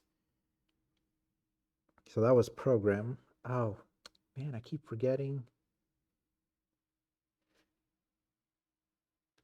Let's spend 2 of these. Let's just increase our health. Do I want another class augment? I have the memory now. Let me do another class augment. So I draw 2, keep 1, the other goes underneath. So we have projectile beholder, combat phase, attack roll step. Each time you spend any number of power, gain a reroll. Very nice. And then V ambush inducer. Anytime. Each time you attach at least 1 enemy, gain 1 power or 1 reroll. I think we're going to go with that one. This one's when you spend power, you gain reroll. This one's when you attach an enemy, you gain power or reroll. What's the cost? And then the anytime one is only 1. Let's take that, put it over here. I think I can do that now, right? Yeah, because I spend memory now. Equip 1 chosen augment. So I put it in the wrong spot. And I put it face down too. So I only need to spend 1 to do that. So it should have gone on this side with the hacker body. But we went ahead and unlocked it. All right, move and trace. So I'm going to go over here. Remember, I have a movement of 3 actually. But I don't stop in between. I just go somewhere within range. Increase my trace by 2. Refill launcher. So come on. Yes, that's exactly what I needed. I had 1 more green over here. Nope, red. So I'm not going to be able to do his special thing. But district effect launch step, I can spend 5 of these to gain 2 defense. Why is that important? 1 is the discount, because otherwise it would have been 3 and 3 for 6. And 2, I fulfilled the last condition on my protocol.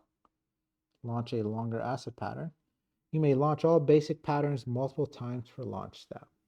Awesome.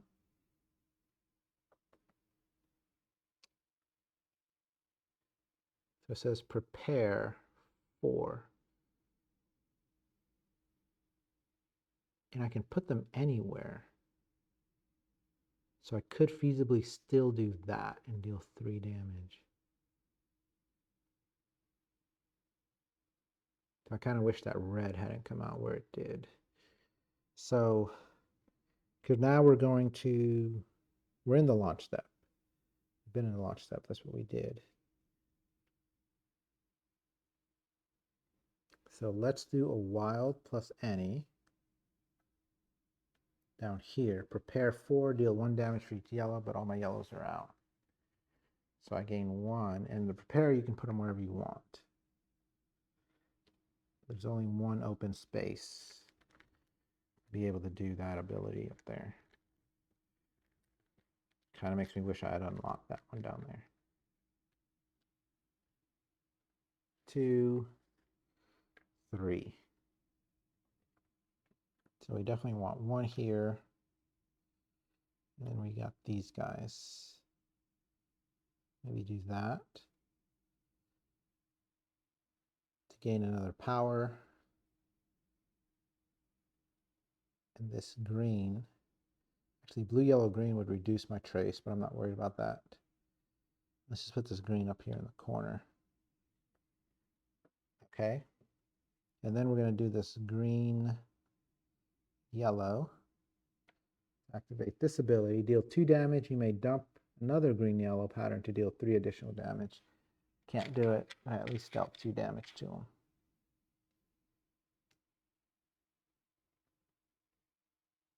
And then we're going to spend 1, 2, 3 to increase our power. And that's it for the launch step. Now we go to combat phase. So I get 3 dice. He's got 14 health, so I'm going to get 1, 2 extra die.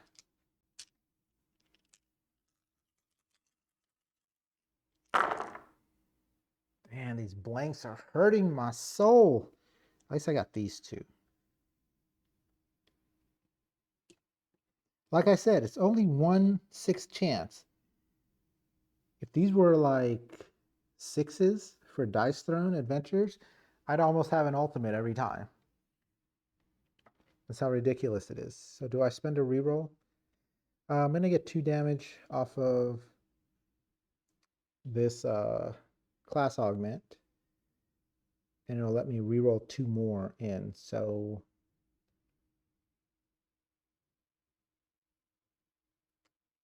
but I need to do as much damage as possible. So let's go ahead and reroll one of these jokers. And we got this one, which isn't good. Because it's the little one that does, the minor symbol that does the 2 damage.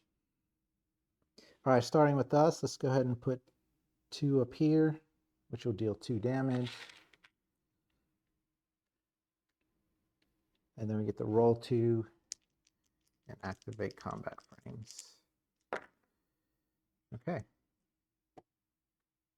So his turn, he's going to go ahead and attack us for 4. Our shield will absorb 2. And then we will take 2. Ladies and gentlemen, we took significant damage. This is the beginning of the end for us. Let's put this up here to deal 2. And we can keep going. That's 4. And then this is 5, 6. 6 plus the 4 already there. That's 10 total damage on him.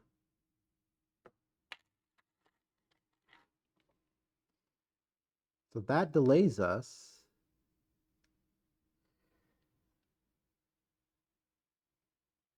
from taking them out faster.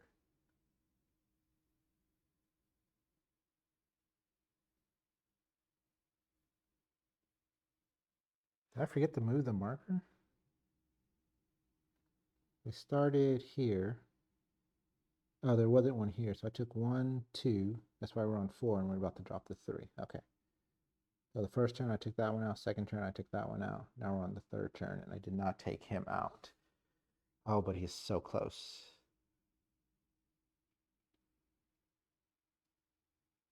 What would I have done if I didn't have... Oh, and I'm not going to attach an enemy, which means my trace is not going to go down, which I forgot to move it down for my free move down.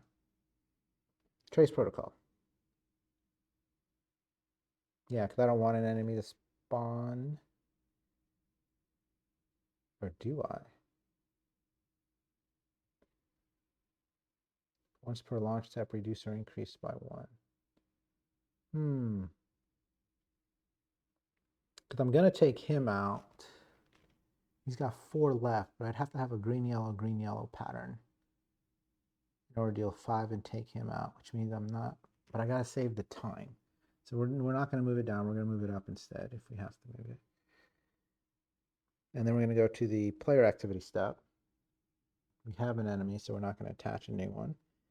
And then the world activity step is where this moves down to 3. Now we're going to roll a die for enemy. We got 1. And because we attached an enemy, we're going to gain a power. Ooh, this one's got infinity. I should look at them first then, huh? Red, blue, blue. Discard 1 other attached enemy. Green, red, green. Defeat this enemy. Suffers 3 damage. The problem is I don't want to defeat 2 because I'm not going to get 2 tokens. I'm only going to get 1. So I got to do that and then jump to the other one. So maybe, yeah, okay. Back to us. Refill. I don't have enough experience to unlock that last spot, so let's just go ahead and refill. I think I'm going to spend a memory to gain. I had the 1 extra green already. I think I'm going to gain a yellow. I feel like the yellows are kind of needed. And I put that there just to make sure when I reset, I get it. Okay, we are starting to refill our launcher. Bag is empty. Let's put more of these in. We get 3 more out here.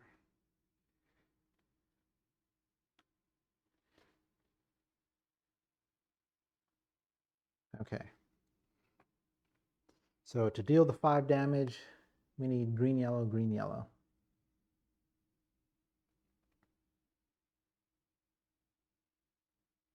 Well, and we need more defense too. I'm almost tempted to ignore it. Can I deal 4 damage to him? Not in 1 shot.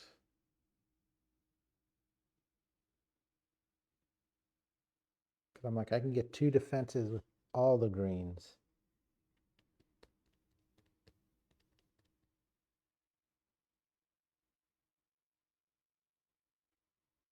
If I stay there, my trace goes up by 4. Oh, I touched an enemy. My trace goes down to 0.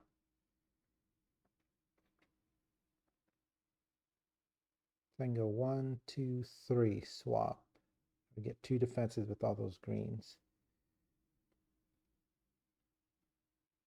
I have 2 greens left in there. But I would do the district step before the launch step. So there'd be nothing to refill.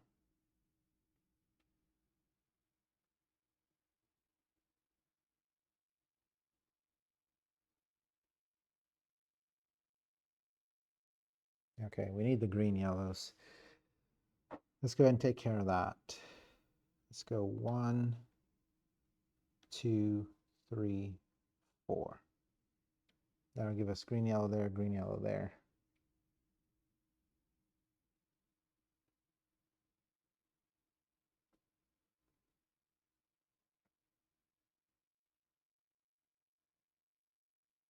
Okay.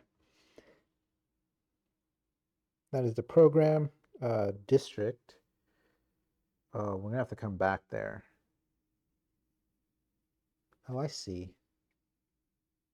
I was worried about there was nothing to refill. Problem is, if I refill, there's no way for me to move them afterwards. So yeah, it's probably good that I did that anyways. We'll come back to that location. Let's reveal this bottom one. I'll get a token of my choice.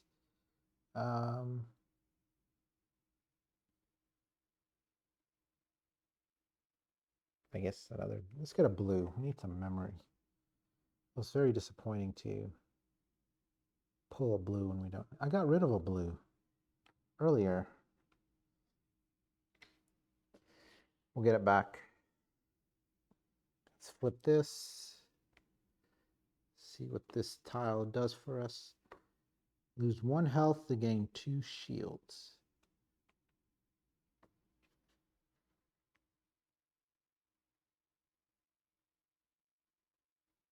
I would say that's worth it. Let's do it. 1 health, gain 2 shields.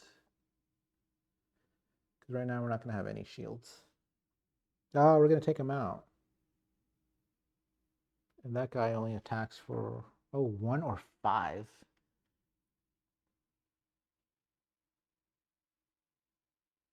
Yikes. Yeah, it's a good thing we did that. We're not going to be able to get any shields. We're going to be able to get more power. All right, let's go to the launch. So first we want to do this green-yellow. That's on the Hellraiser. And do an additional green-yellow to do 5 damage and take him out. We get an experience. And we remove the token.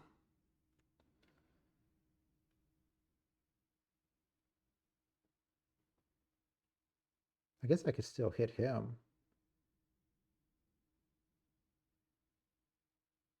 I didn't think about that. I should have prepared a little better to do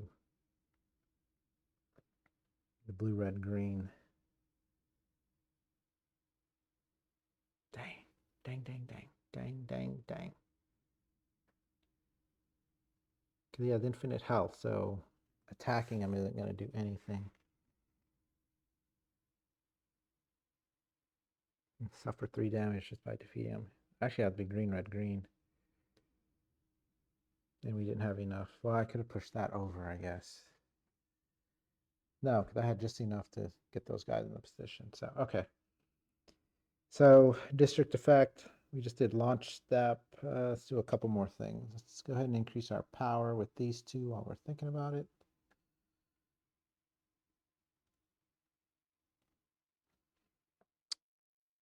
And then we've got the 2 wilds. But we don't have our basic body, which would have given us the extra defense. So the best I could do with that is get 2 more, another power, but we're not going to do that. All right, combat. I feel like I don't even need to roll.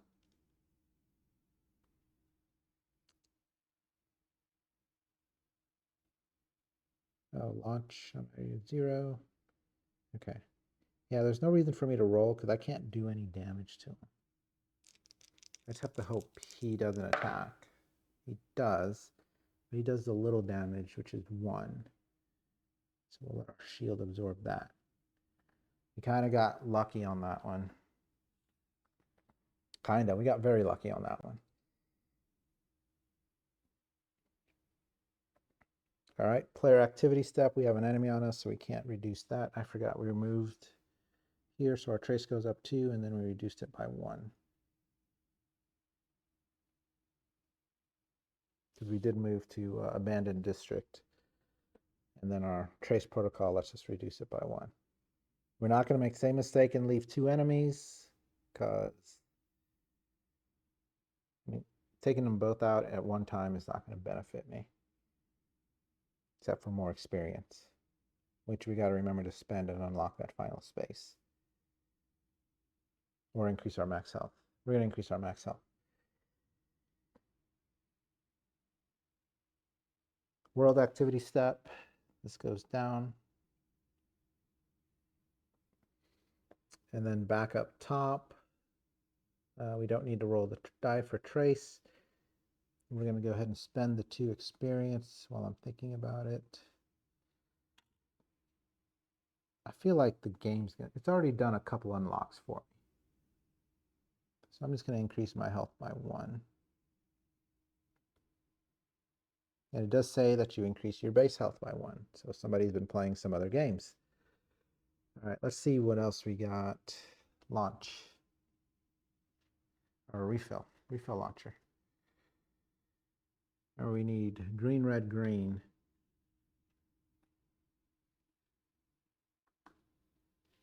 To take out that enemy.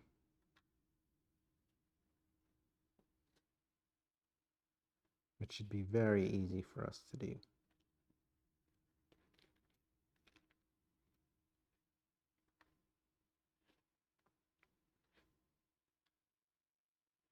Yeah, I'm trying to save the wilds a little bit.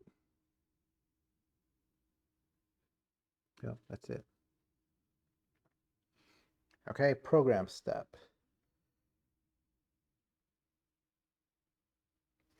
I know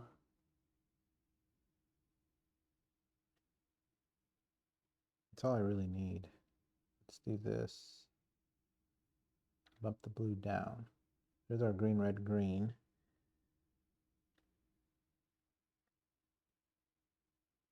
I'm going to want a lot of defense later. So that was 1. This is 2. This is 3.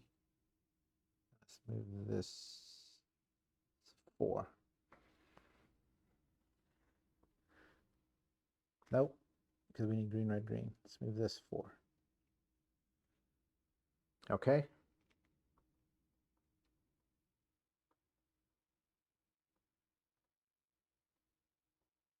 We're going to take damage regardless.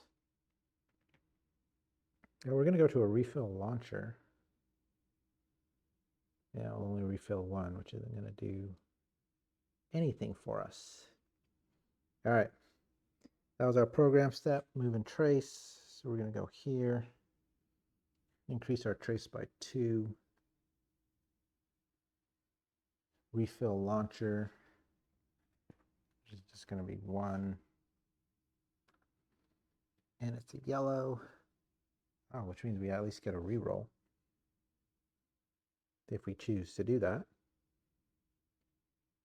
We don't need a reroll because, or we'll go ahead and do the reroll for a future turn. That was district launch. So let's do our green, red, green for the enemy. Defeat this enemy, suffer 3 damage, so we'll lose 1 here. And then 5 down to 3. But we took out the enemy, gain another experience, and we took out the last token. We will take this opportunity to get 3 yellows and get a reroll.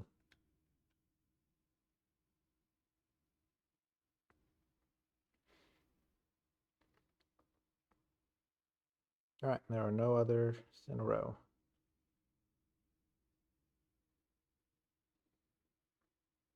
So attack or combat phase, we skip. Player activity step. Players with no attached enemies may draw and attach 1 enemy and set their thing to 0. So we're not going to do that. And then world activity, reduce it, goes down to 1. If timer is 0 or there are no ascend tokens on the map, which is the case, you held, but the building defenses are breached. Choose one. You must evacuate. Each player gains 2 experience. Add 2 corruption to the corrupted data pool. Draw card L4. Or hold the position. Each player gains 2 experience. Draw card L5. No, we're going to hold the door. 2 experience. Hold the door. Draw card L5. We are not evacuating. A little more. With all your strength, wit, and skill, you defend the building from the never-ending wave of enemies. Nemanot is still safe, her soul traveling through the dark and forgotten places in the net. When you start losing faith that you will endure this ordeal, Nemanot sends you a short message, her body still an empty husk. I have it right here. Buy me more time. I need to break through a nasty firewall. Buy more time. Easier said than done, especially when another, much bigger assault is coming. Oh no. Immediate effect. Each player gains experience equal to the timer, which is 1. Okay, good thing I didn't mess with that. Set the timer to 3.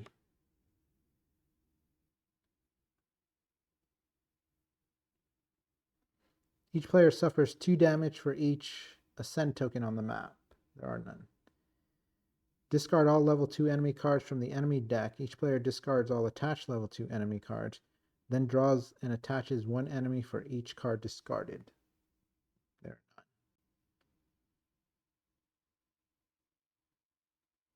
Each player without attached enemies draws and attaches 1 enemy card. That did not reduce my trace. Annihilator. Flip this card. Goal, buy more time. What a goal. Special rules. 3 of your core data. Deal 2 damage to the top enemy of a chosen player. Okay, nice. Player activity. Players may deal 2 damage to their top enemy. If they do, place 1 ascend token on their current district tile. World activity. Each player on a district tile with ascend token suffers 2 damage for each ascend token on the district tile. Each player with no enemies attached draws and attaches 1 enemy card. Otherwise, reduce time by 1. If time is 0, the dive is complete. Draw card 7. Anyway, so each player on a district tile with ascend token suffers damage for each damage on the district tile. Each player with no enemies attached draws and attaches 1 enemy card. Otherwise, reduce time by 1. If time is 0, the dive is complete.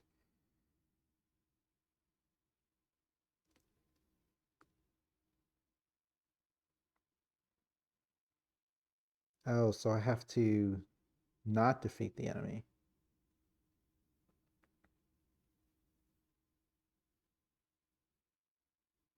Because the otherwise...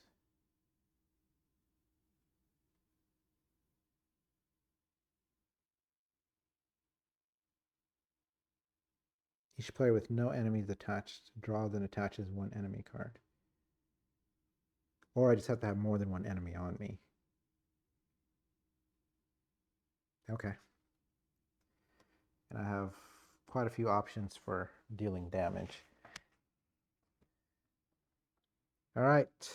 Top of the round. Rolling 1 die for an enemy, and we want one. We did not get one. Go figure.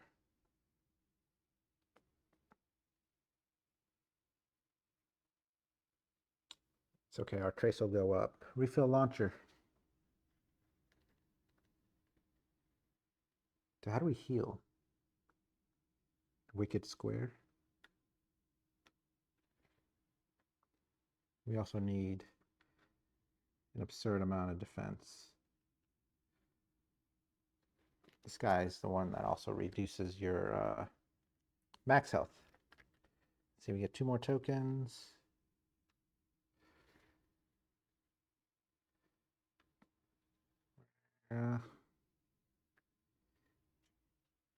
We're gonna have to take all the defense we can get. So let's program 1, 2.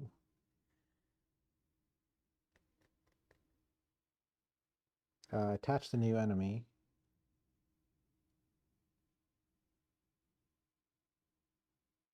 So I gain 1 there, power, or reroll, but I'll gain the power.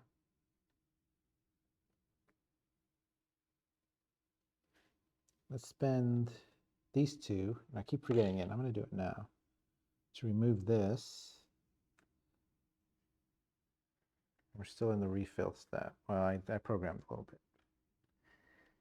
And then let's use these 2 experience to increase our max health to the max it can go.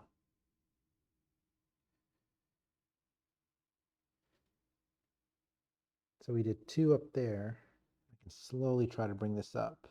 3, 4.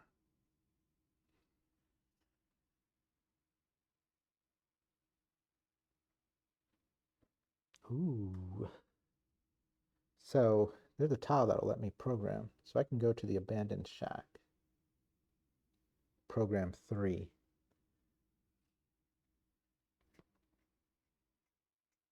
Okay. Move and trace step. So I can move 3 tiles. Because none of these.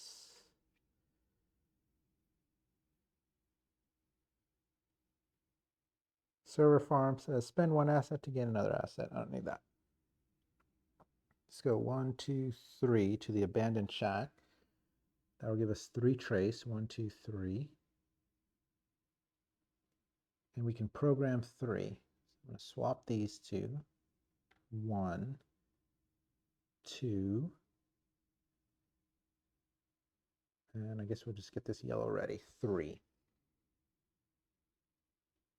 Oh, it also says we can launch 3 greens in order to deal 2 damage to the top enemy.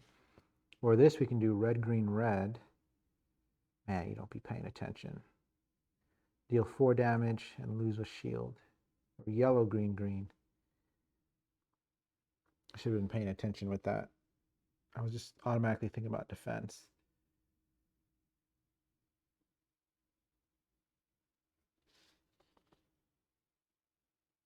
I mean, 2 damage is not a lot. Players may deal 2 damage to their top enemy. If they do, place 1 ascend on their current discard tile.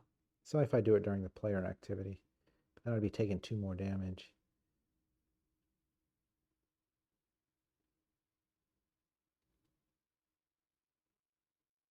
He's going to hit me for at least 3. So yeah, let's launch and gain 2 defense out of this.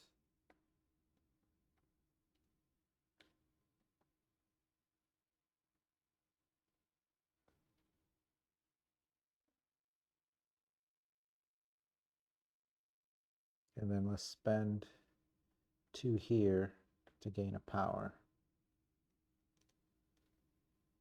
So what we may have to do is just spend all our power. He's still going to hit us for 3.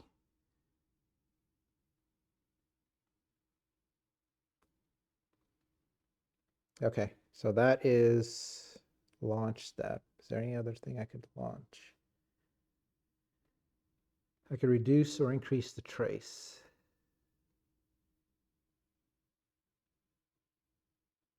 I don't want to increase it. This will reduce it. I don't think I'm going to take this enemy out. We should make sure we have enemies on us constantly. So he gets 2. I start with 3. I'm then going to spend 1, 2, 3. I have to survive 3 turns to do this.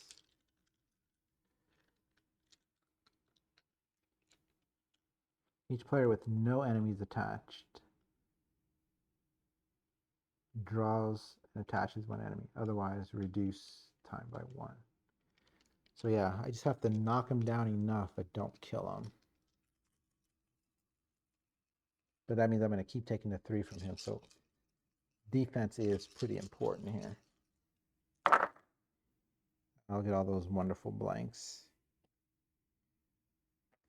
On the bright side, he is not going to take my max health down. We're just going to scoot the blanks out of the way. I have a reroll. I'm not going to spend it. I'm going to go ahead and spend these two to deal 2 damage. And then roll 2 dice. Blank in this.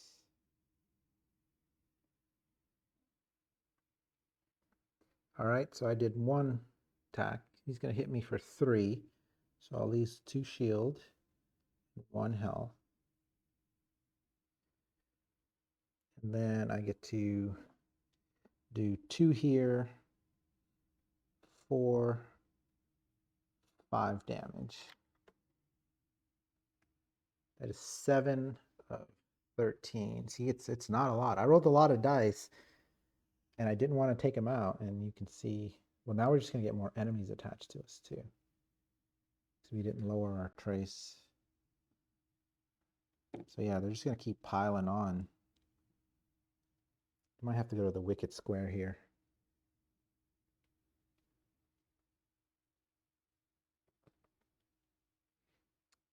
All right, so that's the end of the combat.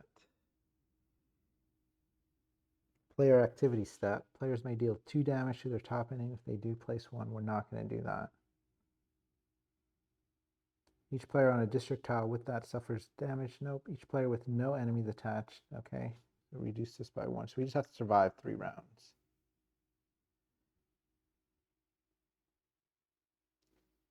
Survive 3 rounds. The problem is we didn't reduce our trace. Top of the round. 2 enemies. So we are going to have to defeat some of them. So first one is another Annihilator. And the next one is the Shadow, who we're not going to worry about for a while. I think we're close to dive complete. We may just have some of these guys run away. But, oh, the Annihilator is not going to run away. There's no option to discard him. Oops, there's no option to discard the Annihilator. So we need to really crank up the defense and pray to the roll gods, the dice gods.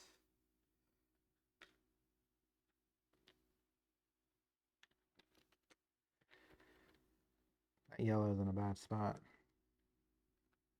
We should have a lot of green coming through. Okay. We got a program of 4. Let's go 1, 2, 3, 4.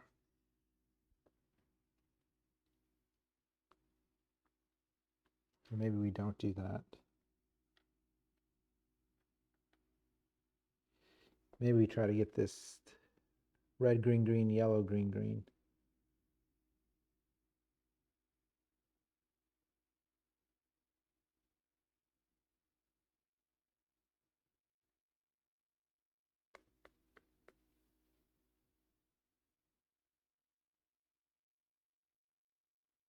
So if I swap these two, 1, that's our red, green, green. So he's got 5, 6, 7. Plus 4 is 11. Yeah, we need to do both. That's 1. And then we need yellow, green, green. So 2, 3, 4. Okay.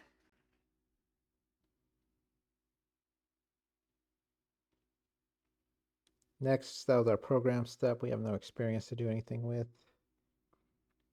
Now we're going to go to the move and trace steps. We're going to go to the wicket square, gain 4 trace. Uh-oh. Oh, wait, we spawned an enemy, so this goes down. I was going to say, that's 2 enemies. I don't know if the maximum enemies you can have is 3. Roll a die. I would like the health, so advance symbol, please. No. Gain 1 chosen asset. Well, we'll gain the defense.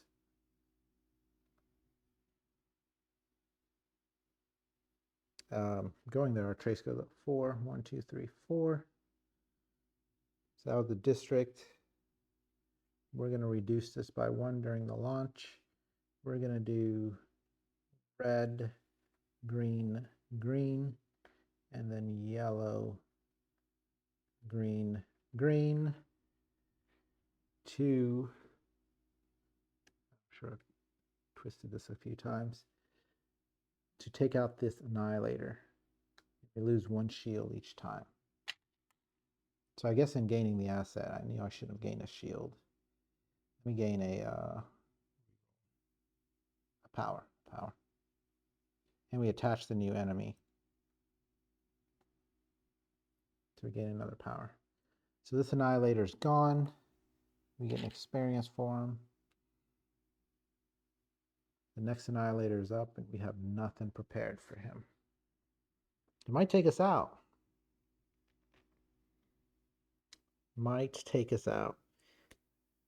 That's why I said we got to pray to the dice gods.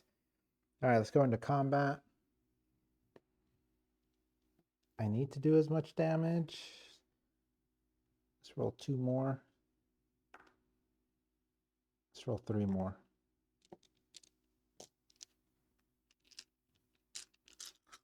Because the last guy doesn't require damage. Yeah, we don't know what else is coming. Oh, good. It's just the top enemy, but he's going to do the worst attack, which is 3 and lose 1. Oof. We did not get our other advanced. So we are going to spend a reroll. See if we can get an advanced off of this. Another blank. You know what? That is fine. We're going to use this over here to deal 2 damage. He's going to hit us for 3, which is actually going to take us out. 1, 2, 3. Our health is down to 0. Then we would have lost 1 max health. Let's see what happens. Reset. When your health drops to 0, you must resolve a reset. Roll 1 enemy symbol die. Advanced one. If you rolled the non-advanced one, discard your active body. Oh, wow. Thank goodness. If you have a body card, and place it on the bottom of the body stack.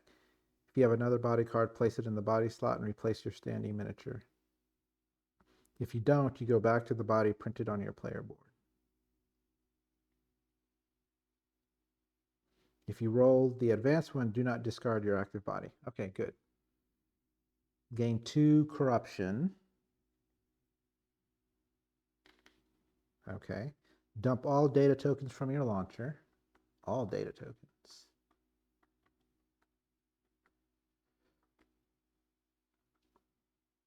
Discard all attached enemies. That's going to set us back a little bit. Set your trace to 0. Set your health to its maximum value. So this would have lost 1 max because of his attack. So I start off at 8. Place your standee miniature on the shelter district tile. All right. So they knocked us back a little bit, but we stood back up. We didn't lose a whole lot. So back to the top, yeah. Or do you just exit the combat phase? You probably just exit the combat phase. Player activity doesn't do anything. World activity doesn't do anything. No, except each player with no enemies attached draws and attaches 1 enemy card. card.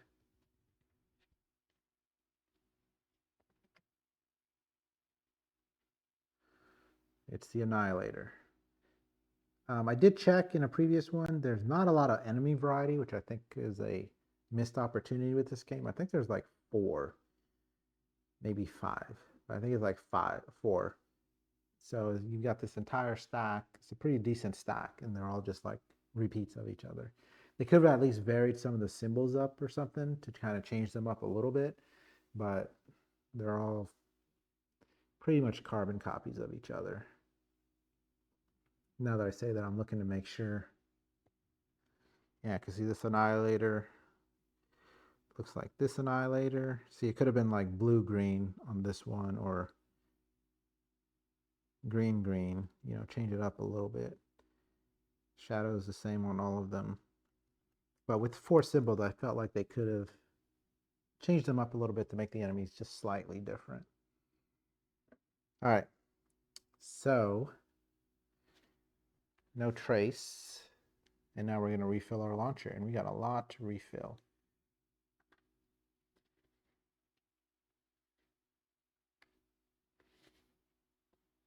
So now we should be fine to suffer attacks. So maybe sometimes it's good to fall in battle. To Valhalla. Digital Valhalla.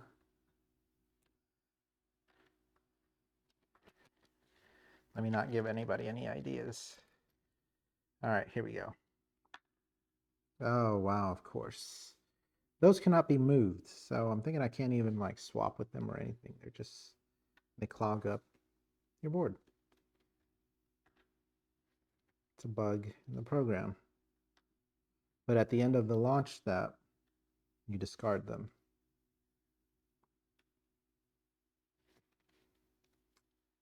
The other thing I noticed is the data tokens have a symbol on them that are different from the assets, which is okay. But they also like, all of them except the one really represents what it is, right? So the green one has a shield on it here and down here. The yellow has the arrows and a cube, so reroll. And it's got a circle here to say, okay, reroll. But the red is like a lightning, and it's really to roll +1 die. So I'm surprised they didn't put some type of +1 die symbol on there. All right, program. What do we need? We need the red, green, green, yellow, green, green. We have 2 greens out here. Red, green, green, yellow, green, green.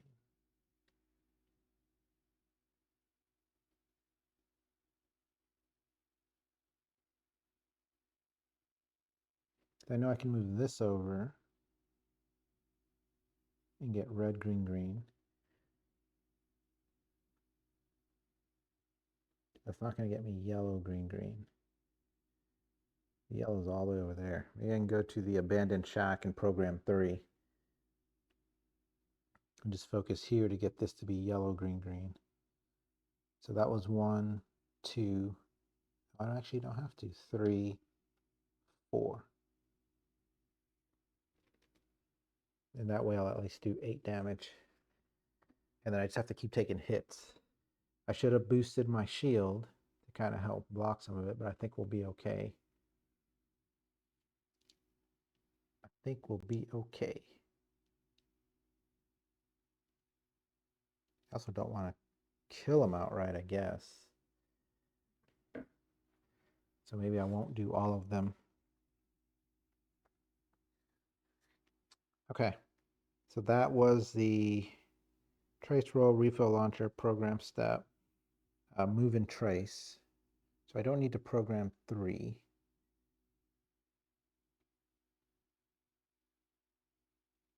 Maybe I can get defenses.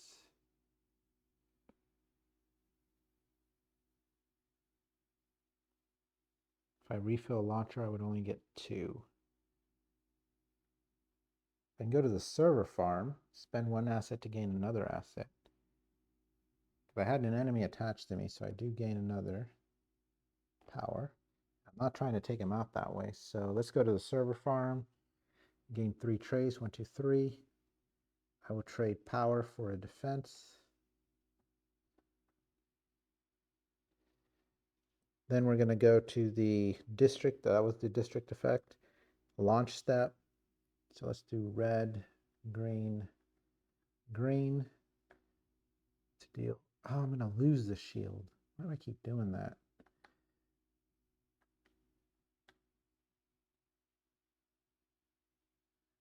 Why do I keep doing that? Let me roll that back. Maybe not go there.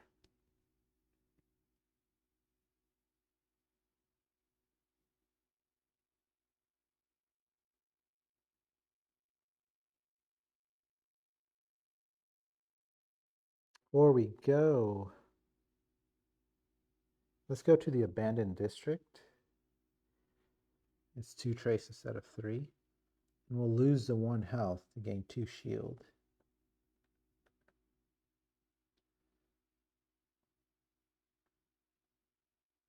Stay with me, bear with me, you'll see. Because what we're going to do then is during the launch, I can reduce this by 1. And we're only going to trigger this once. No, we're not going to trigger it at all. So we don't lose the 2 defense. We'll just hang on to it. I don't see any other one I can get for now. So we'll do that. And then we'll go to the attack. And I roll 3 dice. I did not get my power back, but I'll go ahead and spend it to roll 1 more.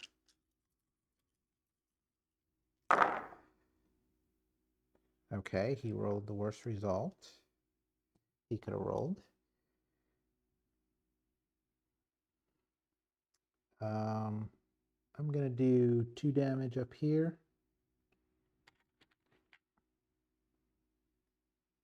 And he's going to hit me for 3 and lose a max health. So it's going to be 1, 2 on my shield, 3 here, taking me down to 6. And the max health. And then I'm going to hit him for 2, 4, 6 more, plus 2 for a total of 8. Again, I want him to survive, and my trace is low enough that I'm not going to spawn a new enemy.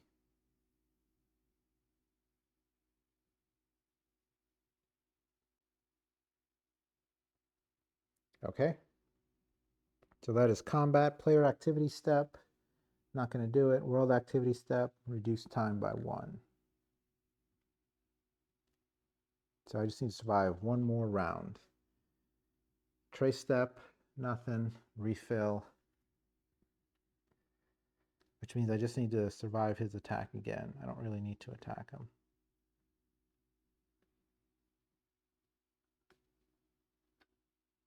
Yep, that's all I get.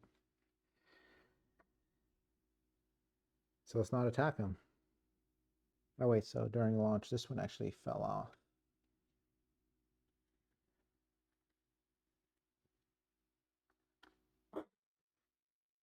Ah, that's funny.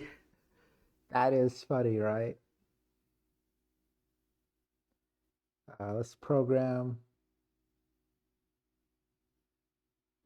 1, 2, 3.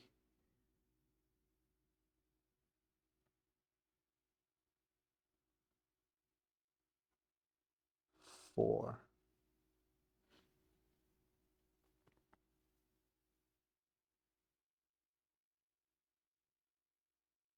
All right. And then we're going to move. So let's go 1, 2, 3. Gain 3 more trace. 1, 2, 3. Program 3. Let's swap these 2. It's 1. Let's work on a power. 2. You only need 2 to the power. Let's go 3. Get that yellow off there. All right. Now let's go to our launch step. Let's launch these for 2 defense.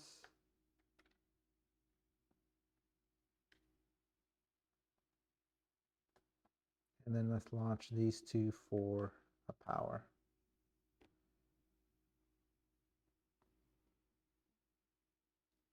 All right, now we go to the combat step. I'm just going to roll the 3.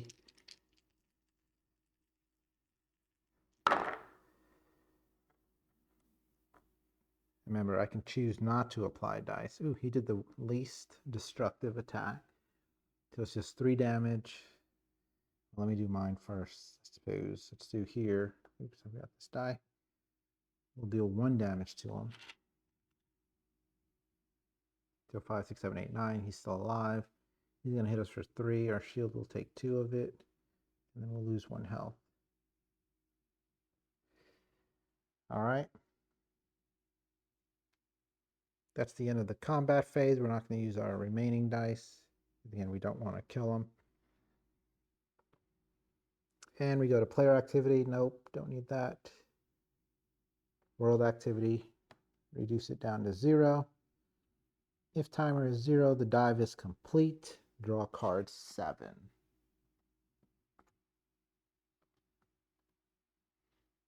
Farewell. You repel another attack. Your augment's overloaded and body's exhausted. However, you are rewarded with the awakening of Numenot, a beaming smile on her face. I have it, she says, stuttering. I did it. Now I can finally rest. Several tears fall down her cheeks as she uploads the data on a chip. She gives it to you. Use it. Give it to the seekers of Ninkyo, the Spartans, even the commoners. Whoever can make it into a weapon against the Send. And, when it's ready, strike without mercy. Destroy the hellish machines and free us all.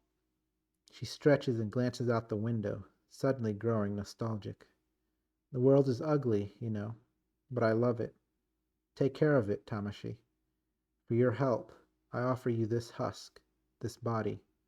I hope it will serve you well in your struggle against the Send. And now I can go.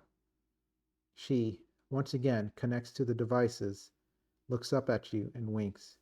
The body goes limp immediately, and her soul disappears forever. Put this card. Victory!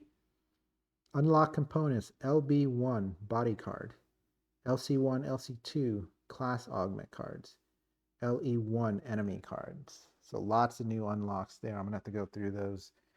Wow. Great story, great adventure. I can't believe I let this sit on the shelf for so long. But once I kind of figured out what was going on, you saw I was able to move, go to different locations, deal with the enemies. Again, the only, off the top of my head, thing that, not super exciting is the lack of variety in enemies. But it looks like we're going to get a new one. So hopefully the unlocks will give us more variety. But this whole stack of level 3 enemies, we got Phantom, Shadow, Hellraiser, Annihilator, and that's it. So, and they're all exactly the same. So, but there's a ton of unlocks. So hopefully as we continue through the story, we will be able to unlock more of them, put them in the deck, see a little bit more of that variety. I like the augments. They're very somewhat situational because I didn't end up using the signal jammer a lot because I wanted my trace at certain levels, or the scenario was knocking my trace down to 0. So I didn't really have too much of an opportunity to use that. I figured out how to use this board. It's amazing. It's not as complex as I thought it would be originally, but you also can't backtrack, like undo as much, because obviously you're going to forget where you move things most of the time. I didn't get to use my other body, and it was tricky because I got the slasher. The amount of damage the slasher did was just amazing. That I was like, why would I switch to the hacker? Again, I think if there was more variety in the enemies, because there was only one enemy where it was like, hey, if you activate their program, they die. They don't take any damage. I mean, I guess I could have done that to the Annihilator too, but with 2 attack dice, I'd have to roll the advance symbol to even activate that, right? So once I pull out a couple more of the bodies, I'll see what they're like. What else? What else? I love the hex tiles. The movement's interesting. I'm glad you don't have to stop at each, or you don't take trace for each space you go through. You just kind of go there as long as you got the range for it. But that was the last journey scenario. It was the easy difficulty and a time short, and I'm at about 2 hours and 50 minutes, so not too bad. Again, it always takes a little longer when you're recording. The rigged dice, that despite 1 in 6 chance of rolling that blank face, well, ignore that roll, it's behaving now. But I was constantly rolling those blanks. But I think it's a good amount of blank space on there. We were able to do some damage and not be hampered too much. Other than that, just to show you a couple things here, right? These are all the minis. Most of them are the bodies that you can inhabit. You've got some really cool ones in there. Look at this guy up here. Maybe if I go here, you can see it a little better. That guy looks pretty cool. They had some color in there. That's the only one with color. I think that's when they really started being able to do plastic colors and stuff. That's cool. I definitely want to see what her body is, which one of these it is, and what abilities come with it. Player boards, even though it seems random, they do come based on their color. They come with the starting token. So obviously you don't know what the scenario is going to be to say, hey, I want the green one because it's defense, or the yellow one. I don't know that they needed to do that. They could have just made it, grab a random one to start, but I like the defense. I could go with more power next time, or I can go with rerolls or memory. What else have we got here? So that's enemies, scenario cards. They do have like one-shots. Like you can set up, there's like 3 or 4 different decks. One is for the map layout, one is for the enemies, one is for, different things like that. And you pull one from each and you kind of do a one-shot scenario. So I thought that was pretty cool. Other than that, this is Tamashii, Chronicle of Ascend. I enjoyed it. I'm glad I picked it back up, pulled it out, try to do another playthrough of it and share it with you guys. Maybe go for a different body, definitely a different scenario. We'll try to go for a medium one that's short, because again, it goes easy, medium, hard, and then it's like short, medium, long. So we don't want to do a hard, long back here. Anyways, thanks for watching. This is Kenny with Wither Mo Games, and we will catch you next time.